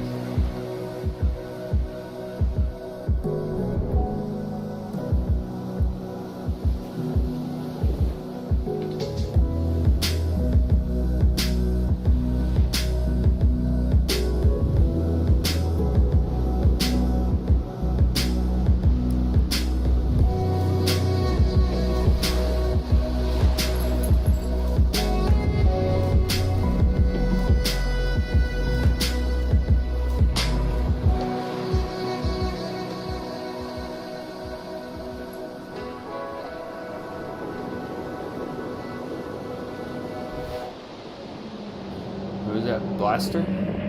Yeah.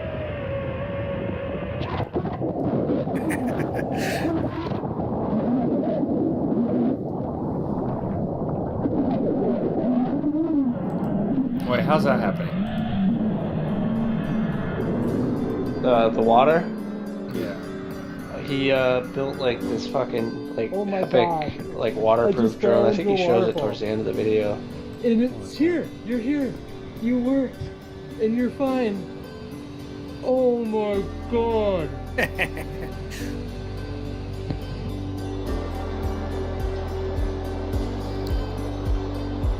Did he lose it and have to find it later?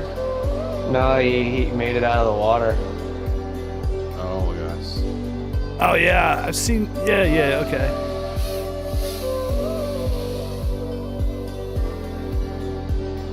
Oh, dude, what's that frame called? That's fucking hilarious. He's using that. I forget, but you can buy one. Yeah. I have some small ones like that. That style of frame. The brushed ones. Like Fuck a yeah. 5-inch prop or something.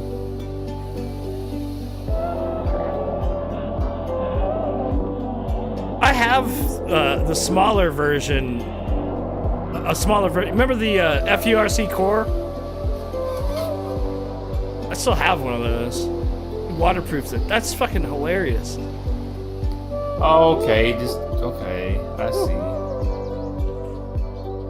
Oh. Alright. I love it. That's rad.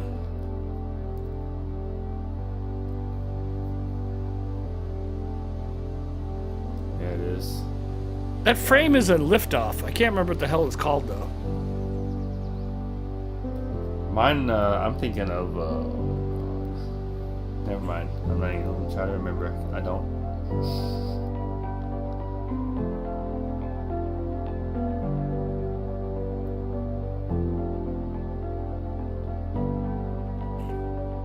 Oh, okay. Still though. Got some conformal coating and worry free like a motherfucker on that shit.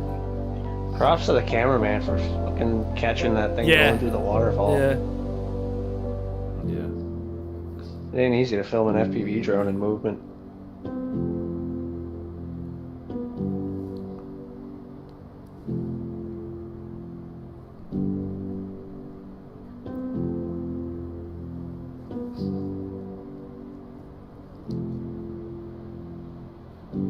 What's wrong, buddy?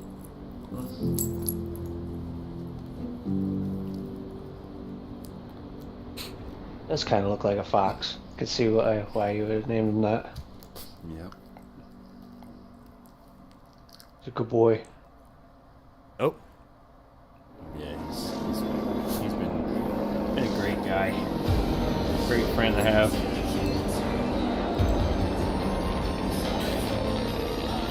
I'll be right back.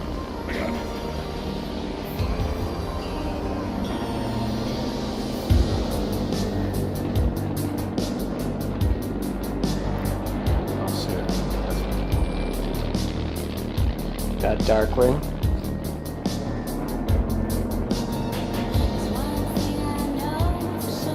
You have to wait, buddy.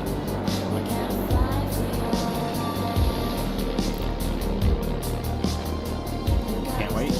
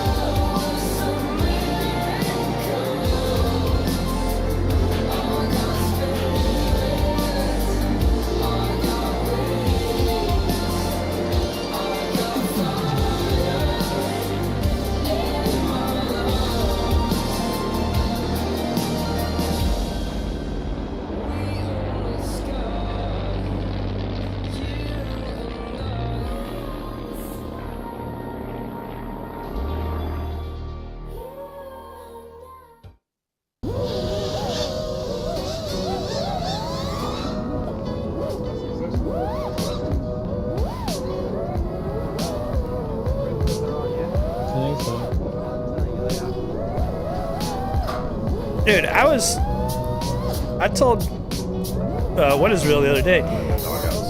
If you look at his fucking his HD0 feed, it looks fucking. It's really bright. Like it's really dealing with the low light. Far better than my DJI ever has.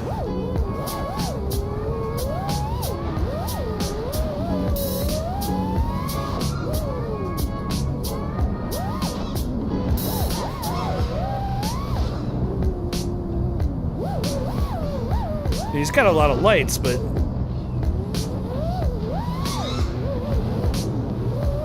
oh, I just went to the sprinklers.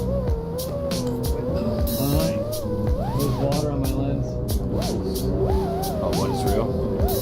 Should have listened to it. yeah, bro, it's fucking really insane. Ooh. It scared me. Oh shit.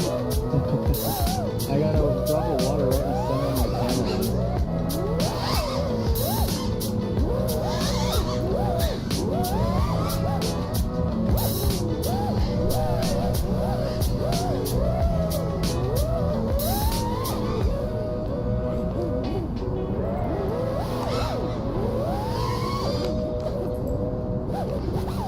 Oops. I don't want to walk and get that one. Oh.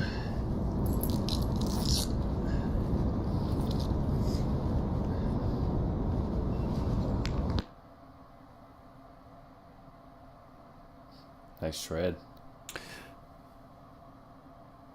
I wonder, is he flying the action? I think he might be flying the action too.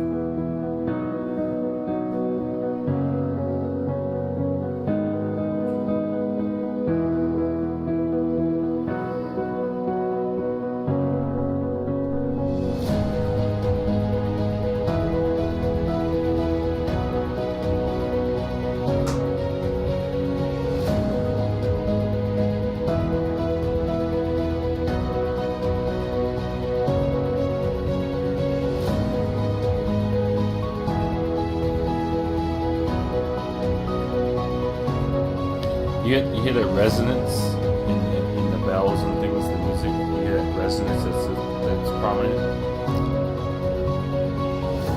Do I hear resonance? Well, it's a musical resonance, so it's meant to be that way. Right. That's the sounds I like. I had every intent today to put a vlog together and go deeper into. Came out to my favorite stuff spot, and with this weather, with this light, in this current situation, just have no interest in talking to the camera more than I have interest being in the air. Today you get a flight only. However, if you like what you see, like, subscribe. I'll catch you next time. It's been 1 week since you looked at me. You turn the sound to subside. 5 days since you laughed at me. Saying, together, come back and see me. 3 days since the living room.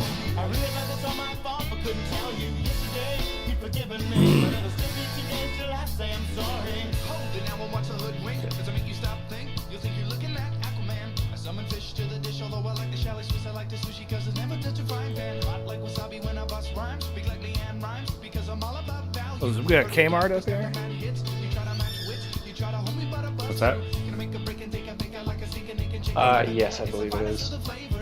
Oh, the pilot.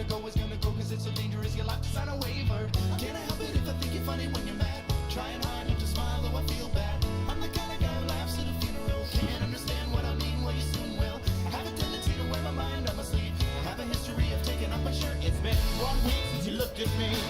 Threw your arms in the air and said you're crazy. 5 days since you tackled me. I still got the red burns on both my knees. It's been 3 days since the afternoon. You realize it's not my fault, but I'm rolling too soon. Yesterday you've forgiven me, and now I'll sit back and wait till you say you're sorry.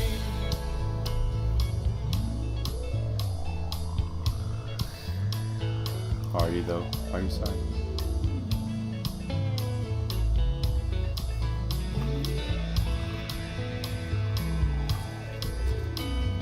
Chickadee China, the Chinese chicken. You have a drumstick and your brain stops sticking. Watching X-Files with no lights on, with all our maisons. I hope the smoky beds in this one like Harrison Ford. I'm getting frantic, like Sting and Pan Trick, like sneakers guaranteed to satisfy. Like Kurosawa, I make mad films. Okay, I don't make films, but if I did.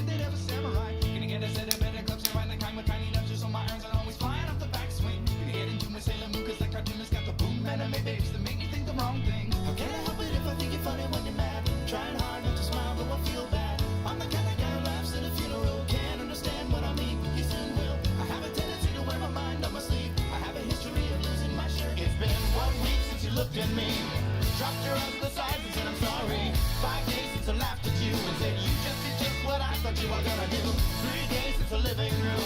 We realized the folks to blame, but what did we do? Yesterday, you just smiled at me, 'cause it'll still be 2 days till we say we're sorry. It'll still be 2 days till we say we're sorry. It'll still be 2 days till we say we're sorry. There's my stadium home under the Robbie.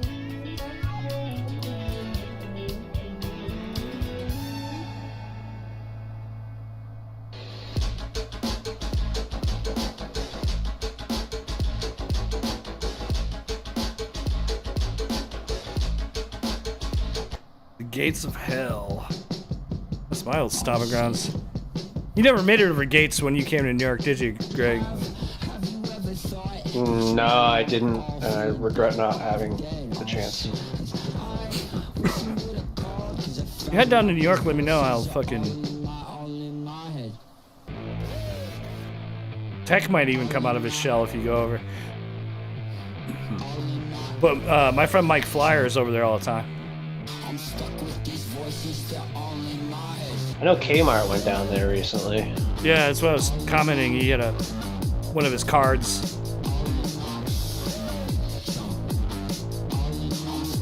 We used to fly there all the time. You have to like, there's a hole in the fence you can get in to get into the main building part. Kind of hilarious. But you have to like shimmy through a lot of shit to get through it.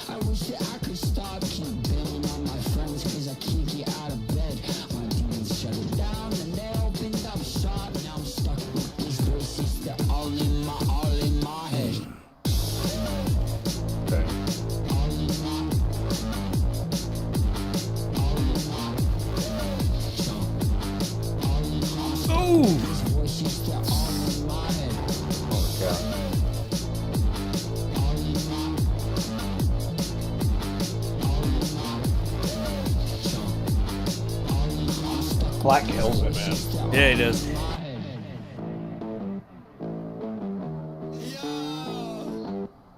Going through these fucking, yeah, you fucking hit those metal things, you're fucked.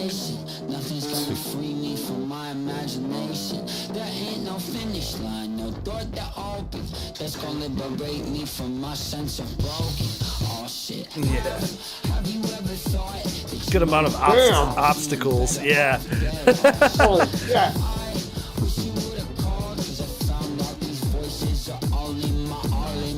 Thread and a needle for sure. What the? There you go.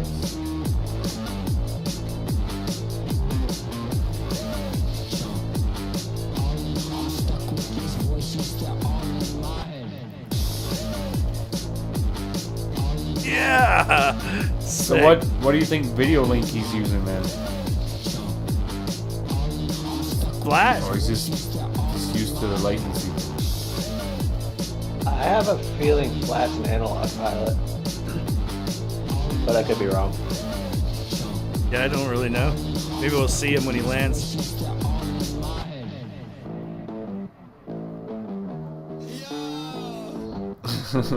It's a pretty big building. There's a lot of metal. The multipathing would definitely be interesting in analog. I would have donated the rest of my packs to whoever was flying with see his him? because I would have destroyed Oh, the He's running a DJI. Run DJI, yeah. I was gonna say the multipathing and all that metal would be a little nutty. Yeah.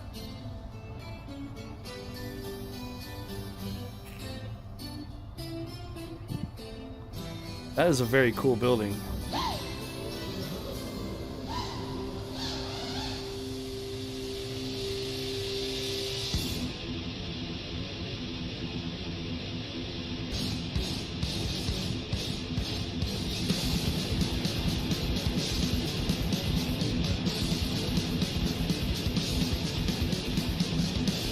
Them doing the effects reminds me, I gotta do a commercial for Utopia this year.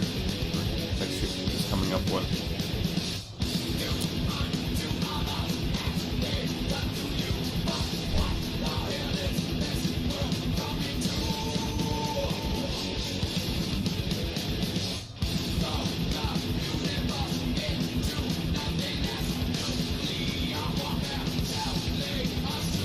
mosh pits with Metallica. Oh, yeah. Hopefully we don't get a fucking stupid ass copyright strike. I had to gut a stream a couple weeks ago because a couple of copyright strikes. Every once in a while you get one that they don't give a shit. Like you have to like mute the audio or cut the section out.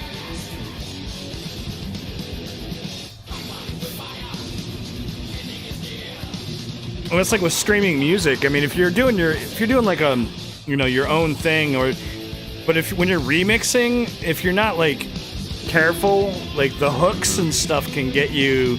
I used to stream stuff on Facebook and shit all the time back in the day, like music shit, and they'd shut my stream down if I was playing too many fucking. Facebook is getting so smart now; it won't even let me upload YouTube videos of songs now that they say, that's not yours, it's copyright, and they won't even give me the option. It's not even in my option of gallery when you try to pick your stuff. Right, it's not there. I'm like, what? Yeah, Facebook has been bugging me lately on that. Oh, and YouTube Facebook will bitch at me about a fucking song I put on a video 3 years ago. Yeah, I know. I had something get taken down for cybersecurity today, and I don't even know what it was. I'm like, well, I don't know what it was, so not that worried about it. But like, I was like, it's like we took your post down for cybersecurity, but they wouldn't even tell me what post it was. It was so stupid. I was just like, what? How am I even supposed to know what you're talking about if you don't tell me? Like, what the fuck is wrong with you? It's so broken. But dude, YouTube with the ad thing lately is just off the chart, man. I can't stand it. Like, I'm really getting pissed at YouTube because like now that they're like forevermore. Once they started like bitching at you for the ad blockers, and now it's like non-stop ads. Like, it's like they bitched about the ad blockers, but then they ramped up the ads at the same time. Yeah, they did. I hated what they did with fucking Discord. They tried to sue Discord because of their stupid fucking chat bots being able to play YouTube links. Mm-hmm. Yeah. Dude, that shit was awesome. You'd be in a fucking Discord with a bunch of homies and just... That'd be the music one, shit. some of the jukebox apps, he fucked up. Some of the music apps were dope too, and they shut a bunch of them down. You used to be able to like just have like your own jukebox in Discord, and it would play whatever. And now they shut them all down. Yeah, we used to have this Rhythm Bot. That's what I used to use. Rhythm Bot, and why is everybody against us wanting to listen to music? Right. I mean, if you're sharing it with other people, guess what? Free advertisement. What? Someone heard the song. I blame Metallica. Pretty stupid, if you ask me. How do you think it happened with radio when they were broadcasting on radio all the time? Because they paid rights. They had to pay rights to play the music, and they paid royalties. Did, but we, as the listeners, well, that's the thing though. We heard the music, you're like, oh, I want that. When you're using a bot, they're usually using repos of music that are illegal in the first place, or like. Just like Napster. Napster was just file sharing music, you know what I mean? And it was piracy. I mean, let's be honest. But yeah, I did.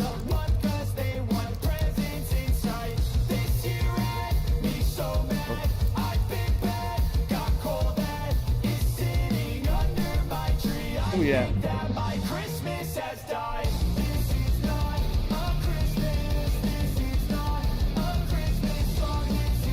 I miss my app that I could download off of SoundCloud. Yeah. It don't work anymore. I just rip audio from YouTube videos. What are you using for that, though? You can use 4K video downloader and rip the MP3 off. I use a website called savemp3.app. Just make sure you have your fucking ad blockers and pop-up blockers running. Oh, 4K video downloader. Because there's an option, you just rip the soundtrack. So And you don't have to worry about any of that shit. You just copy the link, paste it into the app, and then you can download the video or you can download just the audio. I have an app, fucking website that fucking removes vocals Yeah. from songs. Yeah. That's fucking mint because there's so many songs out there that I'll like. You'd be like, wow, this is a great song, and then the singer just opens their fucking stupid mouth. Well, it's not really a song without a singer, Greg. What? It's not really a song without a singer. That's called an instrumental. An instrumental is not a song, it's an instrumental. It's called I'm in the business of making instrumentals out of songs. Yeah. Well, the DJ stuff now, you can do that real good. Yeah, that's what we were talking about The earlier, stems. is the stems, yeah. Yeah, take that vocal completely out. Or take Or everything take out the and- music out and leave the vocal and just fucking cut it up, yeah. Just acapella that shit. Nice rip sprayer. Where are we going today? Tanzania? Panzea. Tanzania. What's that? Doesn't look like a vulture's. Tasmania? Man, they just got done with the balloon fiesta down here. Yeah. It's pretty cool. They just drift across my area, across my vista, the back, Right? and they just cross. They'll even come over the house, come real low, hang out, say hi. It's pretty cool. You can almost touch the bottom of the basket. And send your micros up there after them. Yeah, isn't that illegal? Not necessarily, I can't. no. I have to drop the SD card somewhere though. You gotta find the SD card somewhere. Yeah, well, you know, you gotta drop it first.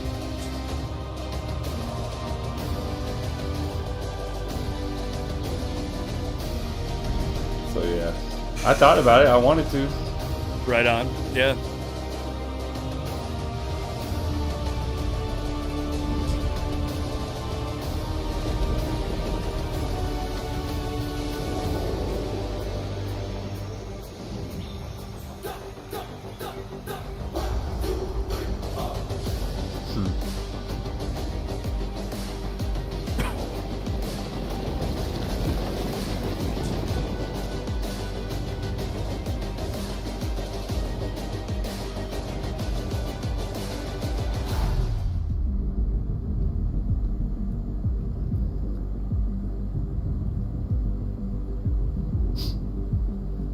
That bird don't even care.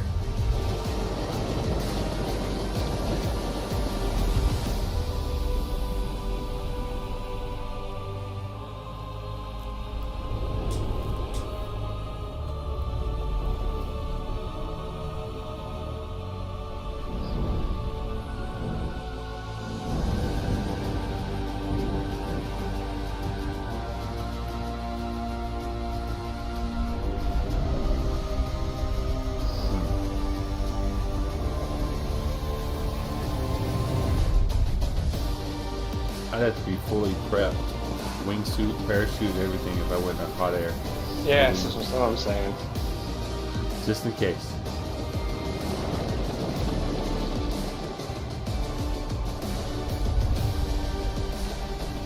If I went into a hot air with a wingsuit and a parachute out, I'd jump out of the motherfucker. Yeah. Yeah, Might I don't as want to well. be in that thing when my drone accidentally hits the fucking thing and sends us all to our Right. doom.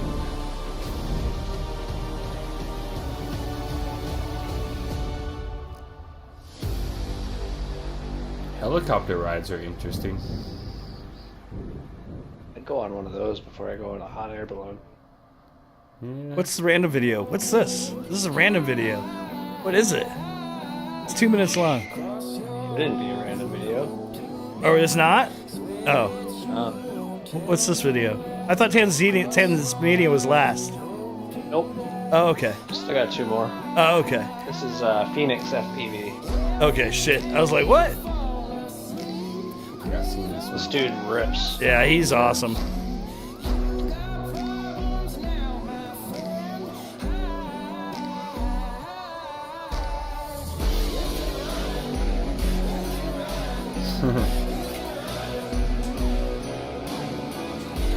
Some nice bando gigs this week. Yeah, man.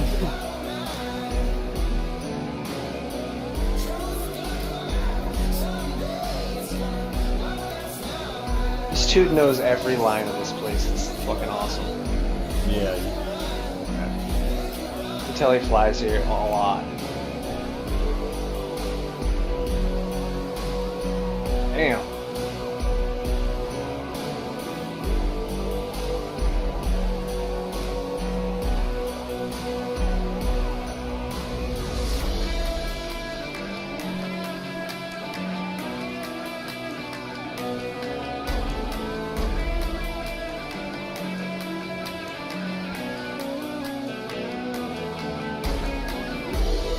Phew. That was fucking sick.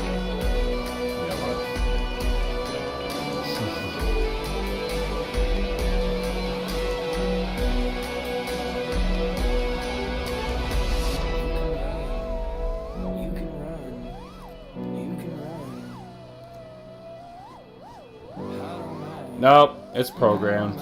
It's AI. It's programmed. It's got a path it remembers. I've had people ask me that about my FPV drones before. It's like, how does it know how to get through the woods like that? We're not that advanced yet. No, we are. We actually are. Mavic 3 can do it. I don't know to what extent, but it can follow you through the woods.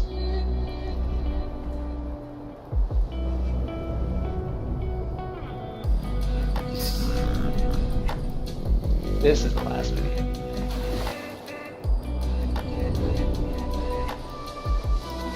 But seeing that flying, thinking on that wingsuit, I don't know. I might actually try that if someone gives me that opportunity. A wingsuit? I flew in my dreams. I know what the sensation feels like. Yeah, I think I would try it after many skydives. Of being used to falling through the air. I think you have to do a lot of skydives before you're even legally allowed to buy a wingsuit. Yeah. Dude. I mean, you can always just make one though. You're just falling really fast. Pay some crazy asshole to take you up for your first time.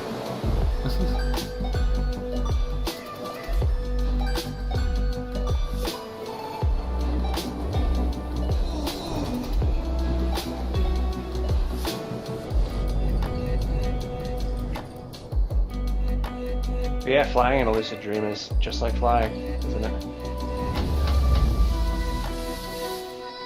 I'm pretty sure It's actually part of the It's a reason why I struggle. started flying in the first place. Mine too. I was flying in dreams. It was Same. a struggle. It was a struggle to get to flying. You know, to even get off the ground. I remember In that your dream. dreams? Yeah, to even get to that point where you it actually takes fly. practice, lots of it. Yeah, practice. It was not easy. It took me years before I actually had my first experience like that. Now you had those ones where you just all of a sudden you're flying, but you weren't getting control. But then the control was the experience. I was like, what? Yes. We can do this? It's probably still the most psychedelic type of experience I've ever had. Yeah. In experiences like that. Like it's like hyper real. Mm-hmm. It's weird. It was. I love it. Oh, what do we got? We have 3 hours of this. 3 hours of FPV shapes. is what got me. It was like, wait, this is close. This is close. Yep. Wait till you see the video that comes in, Greg.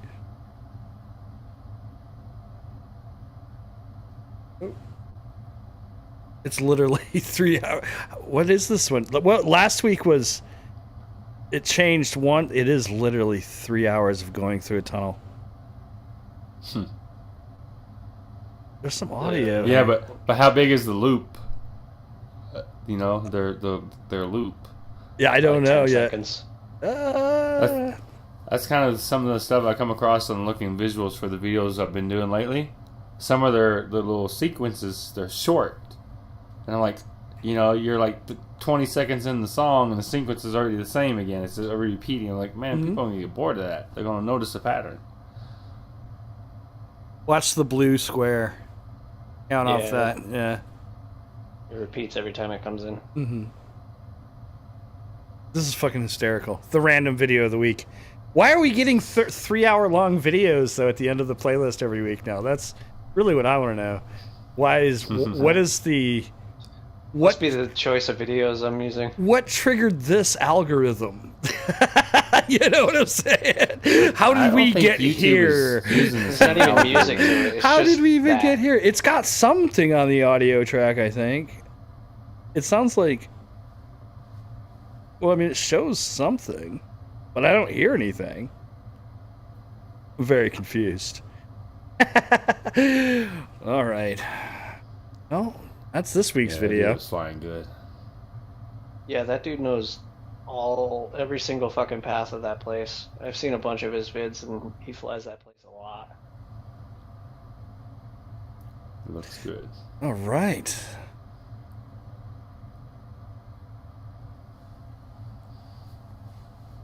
Trying to catch up here. Where did I put the chat? Well, word. What time we got? All right. Right. Just under 12:30. Yeah. All right. Well, you got anything? You got anything else you want to leave us with? 8-bit. Just keep your eye on for that contest if you guys want a chance to win one of the skirts frames. You know, there's three of them in the lineup, and there's a bonus on the first prize. Motors for sure. It depends, you know, if anybody else, you know, throws in. I don't know how this is gonna go. Right on. This is the second year of Can You Freestyle I did with the Infinity Loops. Just something fun for everybody to do, and I'll just give some, you know, hey, you guys want something for doing this, and it's just a video, short clip, freestyle clip. That's all you gotta do. Last year we did like a minute video. Just your freestyle flow, you know. Just give us, you know, and then we just judged it off of that. Is it targeted? Pick the best ones. All classes or just micro? Just micros up to 3-inch. Right on. Yeah. I need to fix my fucking whoops. Actually, I need to fix like every drone I own. Bro, I have a couple. I have a few that I need to fix. One of these days, I need to actually get my my favorite 3-inch is a fucking the BQE SQ3X, I think. Is that what it was? SX3U. That's what it is. Yeah. Fucking. I do like small quads. I fucking do. I like them to an extent. Yeah. I have fun with them, but I have a lot of fun with them. Yeah. Big quads and or just mini, like 5-inch and up is just where I keep gravitating to. Like mini, like whoops I break them so fucking fast. I just can't keep justifying buying and investing into them. Like I'll have them for a week and then I'll fucking smash it into the ground and then the receiver will stop working for no reason. It's like, what the fuck? And then that's the whole board. Right. Yeah. So yeah, that's probably the thing. I just haven't, you know, deep enough pockets to get up into the big boys games. Well, yeah. I mean, that's and fly, you know, and be in that average 5-inch range. I mean the 5-inch. Yeah, the financial side of the hobby is not always great, and I imagine they fly badass. It's so much more power. You know, you know, there's so much more to it. So yeah. Maybe I shouldn't get into that range, so, you know, because my pockets don't go that deep. I shouldn't fly those. Well, I mean, that's why. That's like, honestly why I haven't been flying a whole lot is I haven't had the extra cash. So Same. it's just like, you know, I just started fucking my job again, so I'm fucking can't justify trying to catch up on everything else first. Yeah, I can't justify it. So, you know, if I break shit, and then it's like I get out and fly a bit, but it's like I've been flying stuff that I'm less likely to break. To have to spend money, you know what I'm saying? Yeah. So, you know, which kind of like like caring. Yeah, I like fast, I guess too, maybe because you know I've raced all my life. You know, cars, street racing, Fast and Furious before Fast and Furious was a thing. I had a little GSR that you know people were mad at because they got their asses beat. Yeah. So I had that in my blood. Mountain roads in the Ozarks. Yeah. Nice. Yeah, my GSR, I had it set up, the suspension.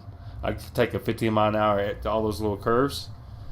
I don't even remember slowing down at, 90 maybe was my slowest. Those things are a good time. Yeah. All of my technology's gone to shit tonight. Yeah, it's because 8-Bit's on the show. I glitch everything. Glitch everything. Trust me. Oh, my tablet that runs the chat bot decided it wanted to do an update. Dude, I miss the VTech. I have VTech in my MDXO, but I don't have it tuned. Yeah. I have an Acura MDXO. I'm still in the Honda, but I wish I had the money to make that be like the Integra, the GSR was. Whew. Bro, I lived in the city for so long. I haven't had a car in almost 15 years at all. Yeah. Nothing. Dang. Yeah, it's crazy. Crazy. And I'm like, it's one of those things. I'm like, shit, I'm gonna have to get a car at some point again, unless I go to another place where I don't really need a car. But in New York City, you don't need a car. You don't want a car. Yeah. It's honestly kind of alien to me sometimes thinking about owning a car again. Like, seriously, it's wild. Right? Yeah. Complete opposite. Yeah. I hate the feeling of being stuck. Yeah. Even if I was in a city, I would want a car to get the fuck out of the city. You just rent one. That costs more money than I feel like owning a car anytime I want to get Not out. in the city. Not by a long shot. Fucking Then again, you won't find my permits, ass living in the parking, city. fines. You're gonna get tickets. Fucking, like, it's just the city will. And then the I don't like being repairs. around that many people at once. Yeah. Like, in the city, I'm country boy. when I'm there's a country boy. fucking I'll subway visit and bounce right out. there, you don't. Same. I go mean, to the underground nightclub and have some fun, and I'm back out. I'll be honest. That's probably why, dude. I had, I drove plenty in the city, and honestly, I fucking hated it. And Yeah, like, no, you know what I I mean? delivered Like, pizzas up in Detroit area for Mhm. a couple years, about 2008 when everything crashed, and so the pizza job was the only thing that was paying good. Mhm. So yeah, I know. It took me three to 4 hours sometimes to get home. That was only a 30-minute drive before. right. Yeah, when I lived in Pittsburgh, I lived outside of Pittsburgh, really, but I was going to school downtown. It would take me an hour and a half, 2 hours to get to school in the morning, sometimes at least. It was just like. Yeah. And then when I got to New York and like I drove around there a few times, I was just like, fuck this, bro. Like, fuck this. This sucks. And then I was just like, bro, Subway. This is the best thing ever. Just fucking hop on, hop off. You're here, there.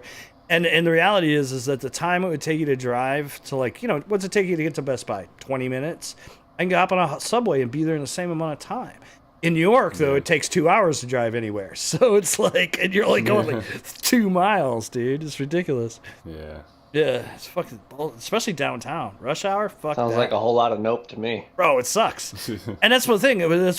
But then you just embrace not owning a car and not having to deal with it. And you're like, holy shit, this is like the most liberating thing ever, to not actually have to own a car, uptake, pay for insurance, any of that shit.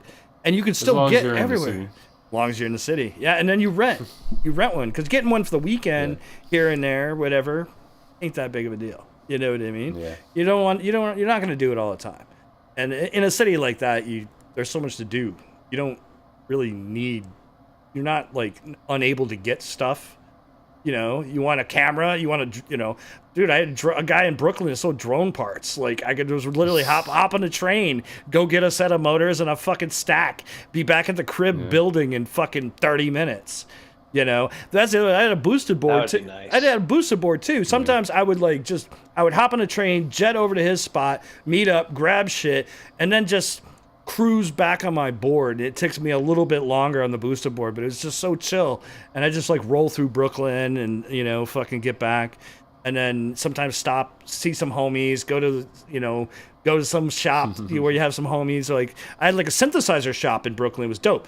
I would always I'd go see Mark, grab parts, fucking ride the board back. About halfway, there's a fucking that'd be where I'd be synth stuck shop, at. dude. And like, Those it was shops, so, yeah, the record shops, I bro, would yeah, be stuck. yeah.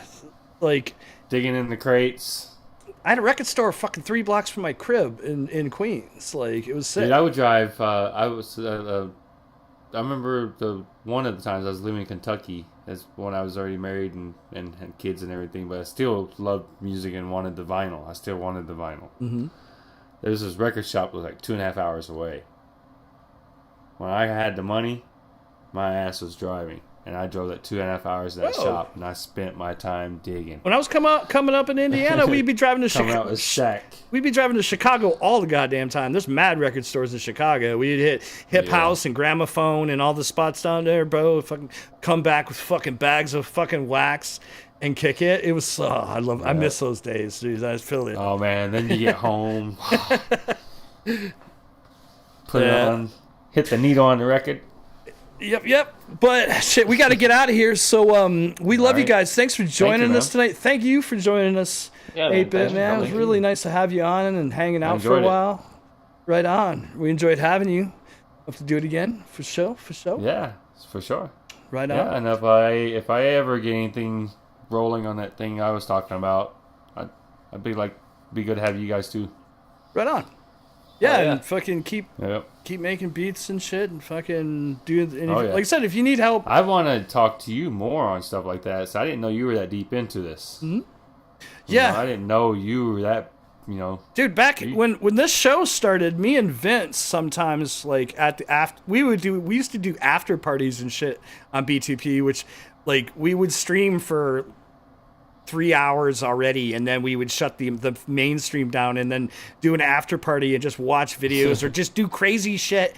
And it wouldn't matter if we got copyright strikes because they could take it down. Nobody cared. It was just the after party, so we would do like a real show, have a guest, do that, and then we would anyways, I had my fucking synth rack and shit in the next room right where I would stream from, so like some nights I would just start making beats and Vince would start playing with we had it set up so I could stream video to Vince would fuck with it, stream it back, and I would put that out to the stream.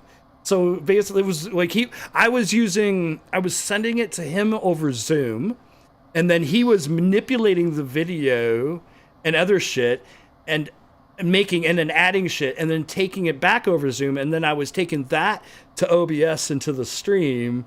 It was crazy, bro. We had so much fun. Yeah. It was so much fun. Yeah. I bet. Fucking good times, man. Yeah. Shout out to Vince. We love you, homie. And, you better get that stuff out. What kind of storage? Is it hot, cold? Is it getting hurt? Your music equipment? All your equipment is storage. Oh, it's climate controlled. Okay. And it was all packed I had my modular and shit's all packed up for a moment. Nah, it's in a good spot. It's secure. It's fine. But it's more of me not being able to fucking do shit and getting and and I've been having to deal with it for a minute, and like I said, it was just I was literally sitting there last night fucking with Tool, and I need some fucking input, and I'm like, dude, you have a fucking Ableton license. Just download it and set it up, So and I was what kind of input does it need? I just wanted to build. Well, I can send. You can send MIDI and audio, so you can use. It doesn't necessarily need it, but it's wonderful to be able to I want to take that kick drum and modulate the video like this. And I want to take that hi-hat and modulate the video like that. And I want to separate it that well? Yeah, you can do all sorts of shit, bro. What? It's badass. And and even if you don't, can I run it back to a stream? Yeah, that's what I need. Fucking yeah, you just capture that. You capture the output. Actually, what I was doing last night, there's a thing called Spout on Windows, and on Mac it's called Siphon, and it's a frame sharing. It's basically like a virtual audio cable for video, and Tool. There's a lot of programs. I use Resolume too.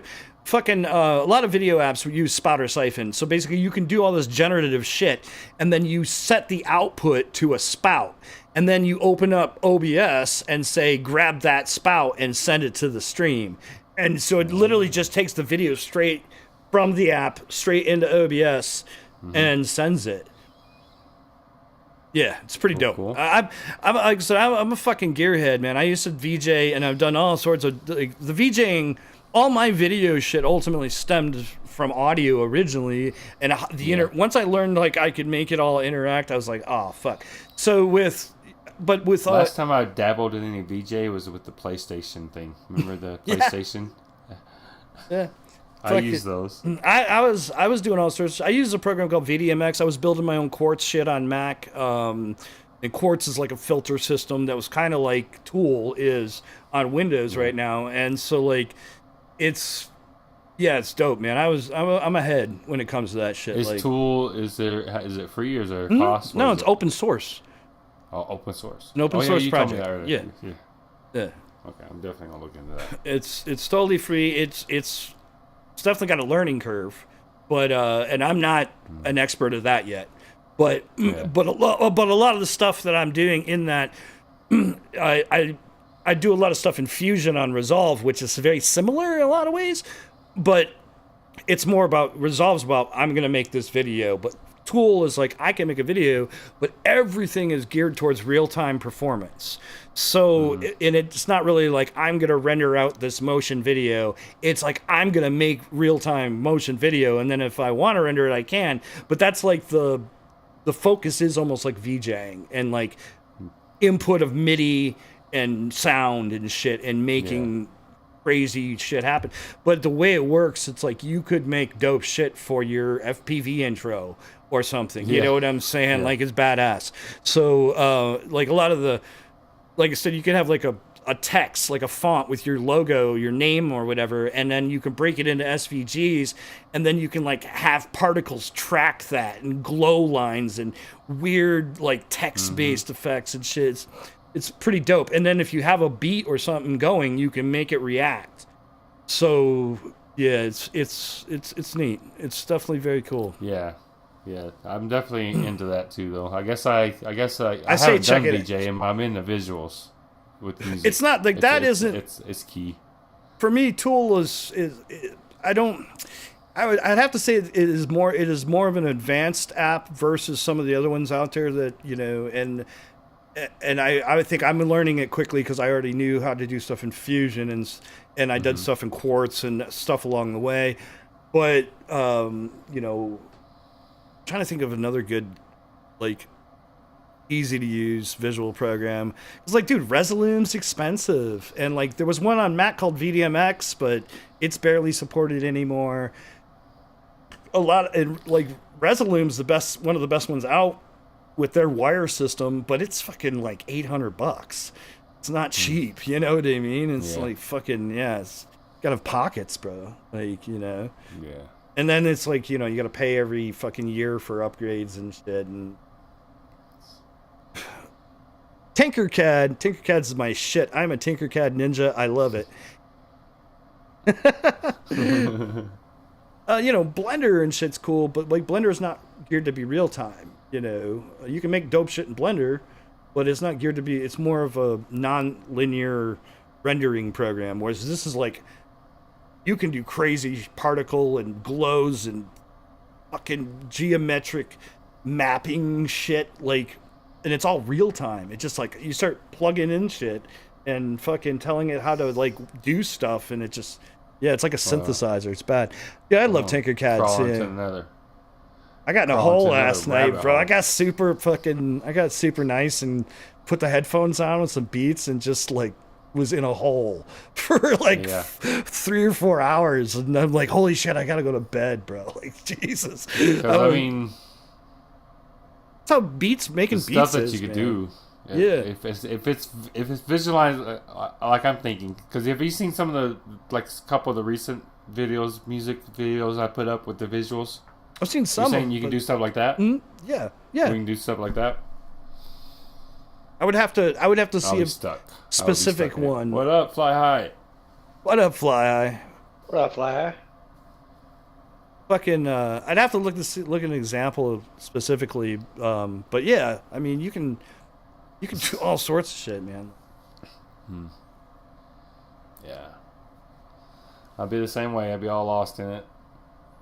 Last night, I had a ring. I started with just this fucking ring, and I I made it have like a pattern that was embedded in the ring, and then the pattern was moving in the ring, and then certain squares of the pattern would get super bright and like fucking, and then the ring started spinning, and as that happened and the pulsing of the pattern was happening, it would get uber fucking bright and start streaking. And then I added what's known as a fluid simulation to it, so it started looking like it was like generating ink.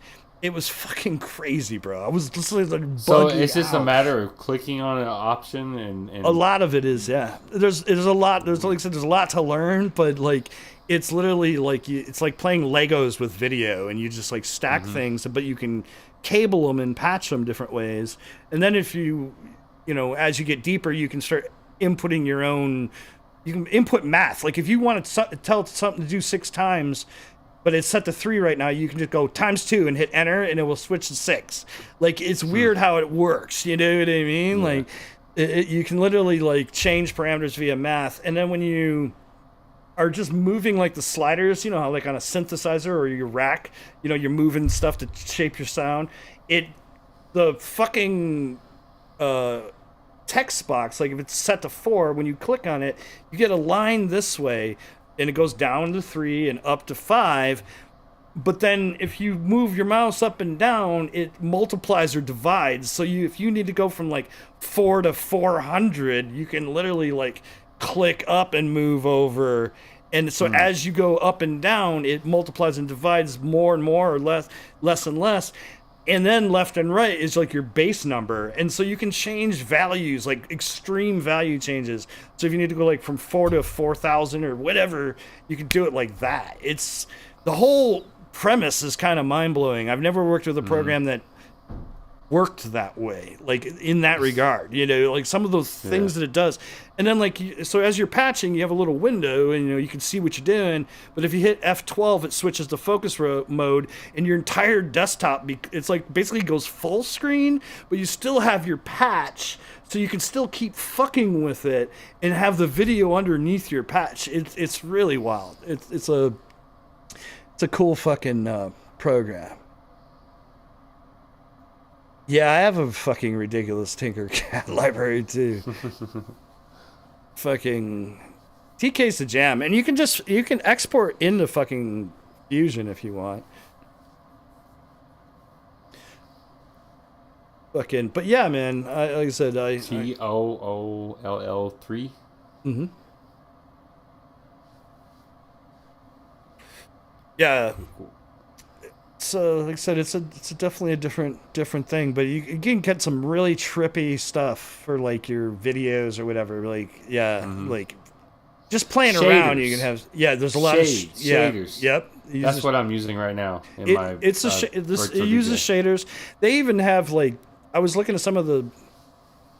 You can build your own shit. So like the Legos I was talking about, you can actually program your own Legos if you want to, and then you can import them and fucking have different connections to them and shit. But it has like some crazy cell shader modules and stuff, and like bunch of shader based stuff. I haven't gotten too deep into that part of it yet. I was working more with the particle system last night, and like taking like this ring, and then I was trying to get the ring to start like spitting particles off of it, as it's spinning. I didn't get it quite the way I wanted it, but getting some good results nonetheless, like some cool shit. Like the fluid thing was fucking bananas. Like, yeah, good shit. Visualize that. But yeah, fuck, it's almost 1. We gotta go. We love you guys. Thank you for coming. Hang out with us while we close out. Guys, thank you for hanging out with us tonight. It was good to see everybody. Y'all fucking go make some cool shit. Thank you guys. Sorry we're so late. We love you. All right. Bye. Bye. All right, we out. Bye. Fucking split ass. I could do a fucking split ass. About a million times. I could do a fucking split ass. You pop out, and then roll, then that is split ass. Fucking split ass. I could do a fucking split ass. You pop out, and then roll. I mean, pop it. First You of all, roll. I don't buy into And then whatever you go fucking in bullshit you're saying. to the shit. Powerly, blind, powerly, powerly, blind.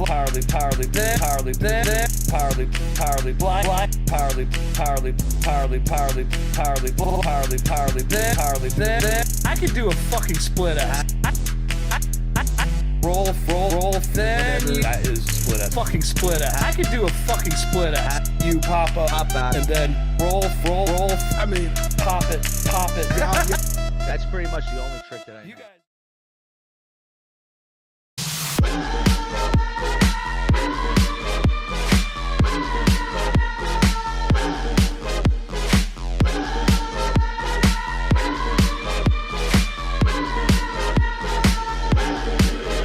It is Wednesday, my dudes.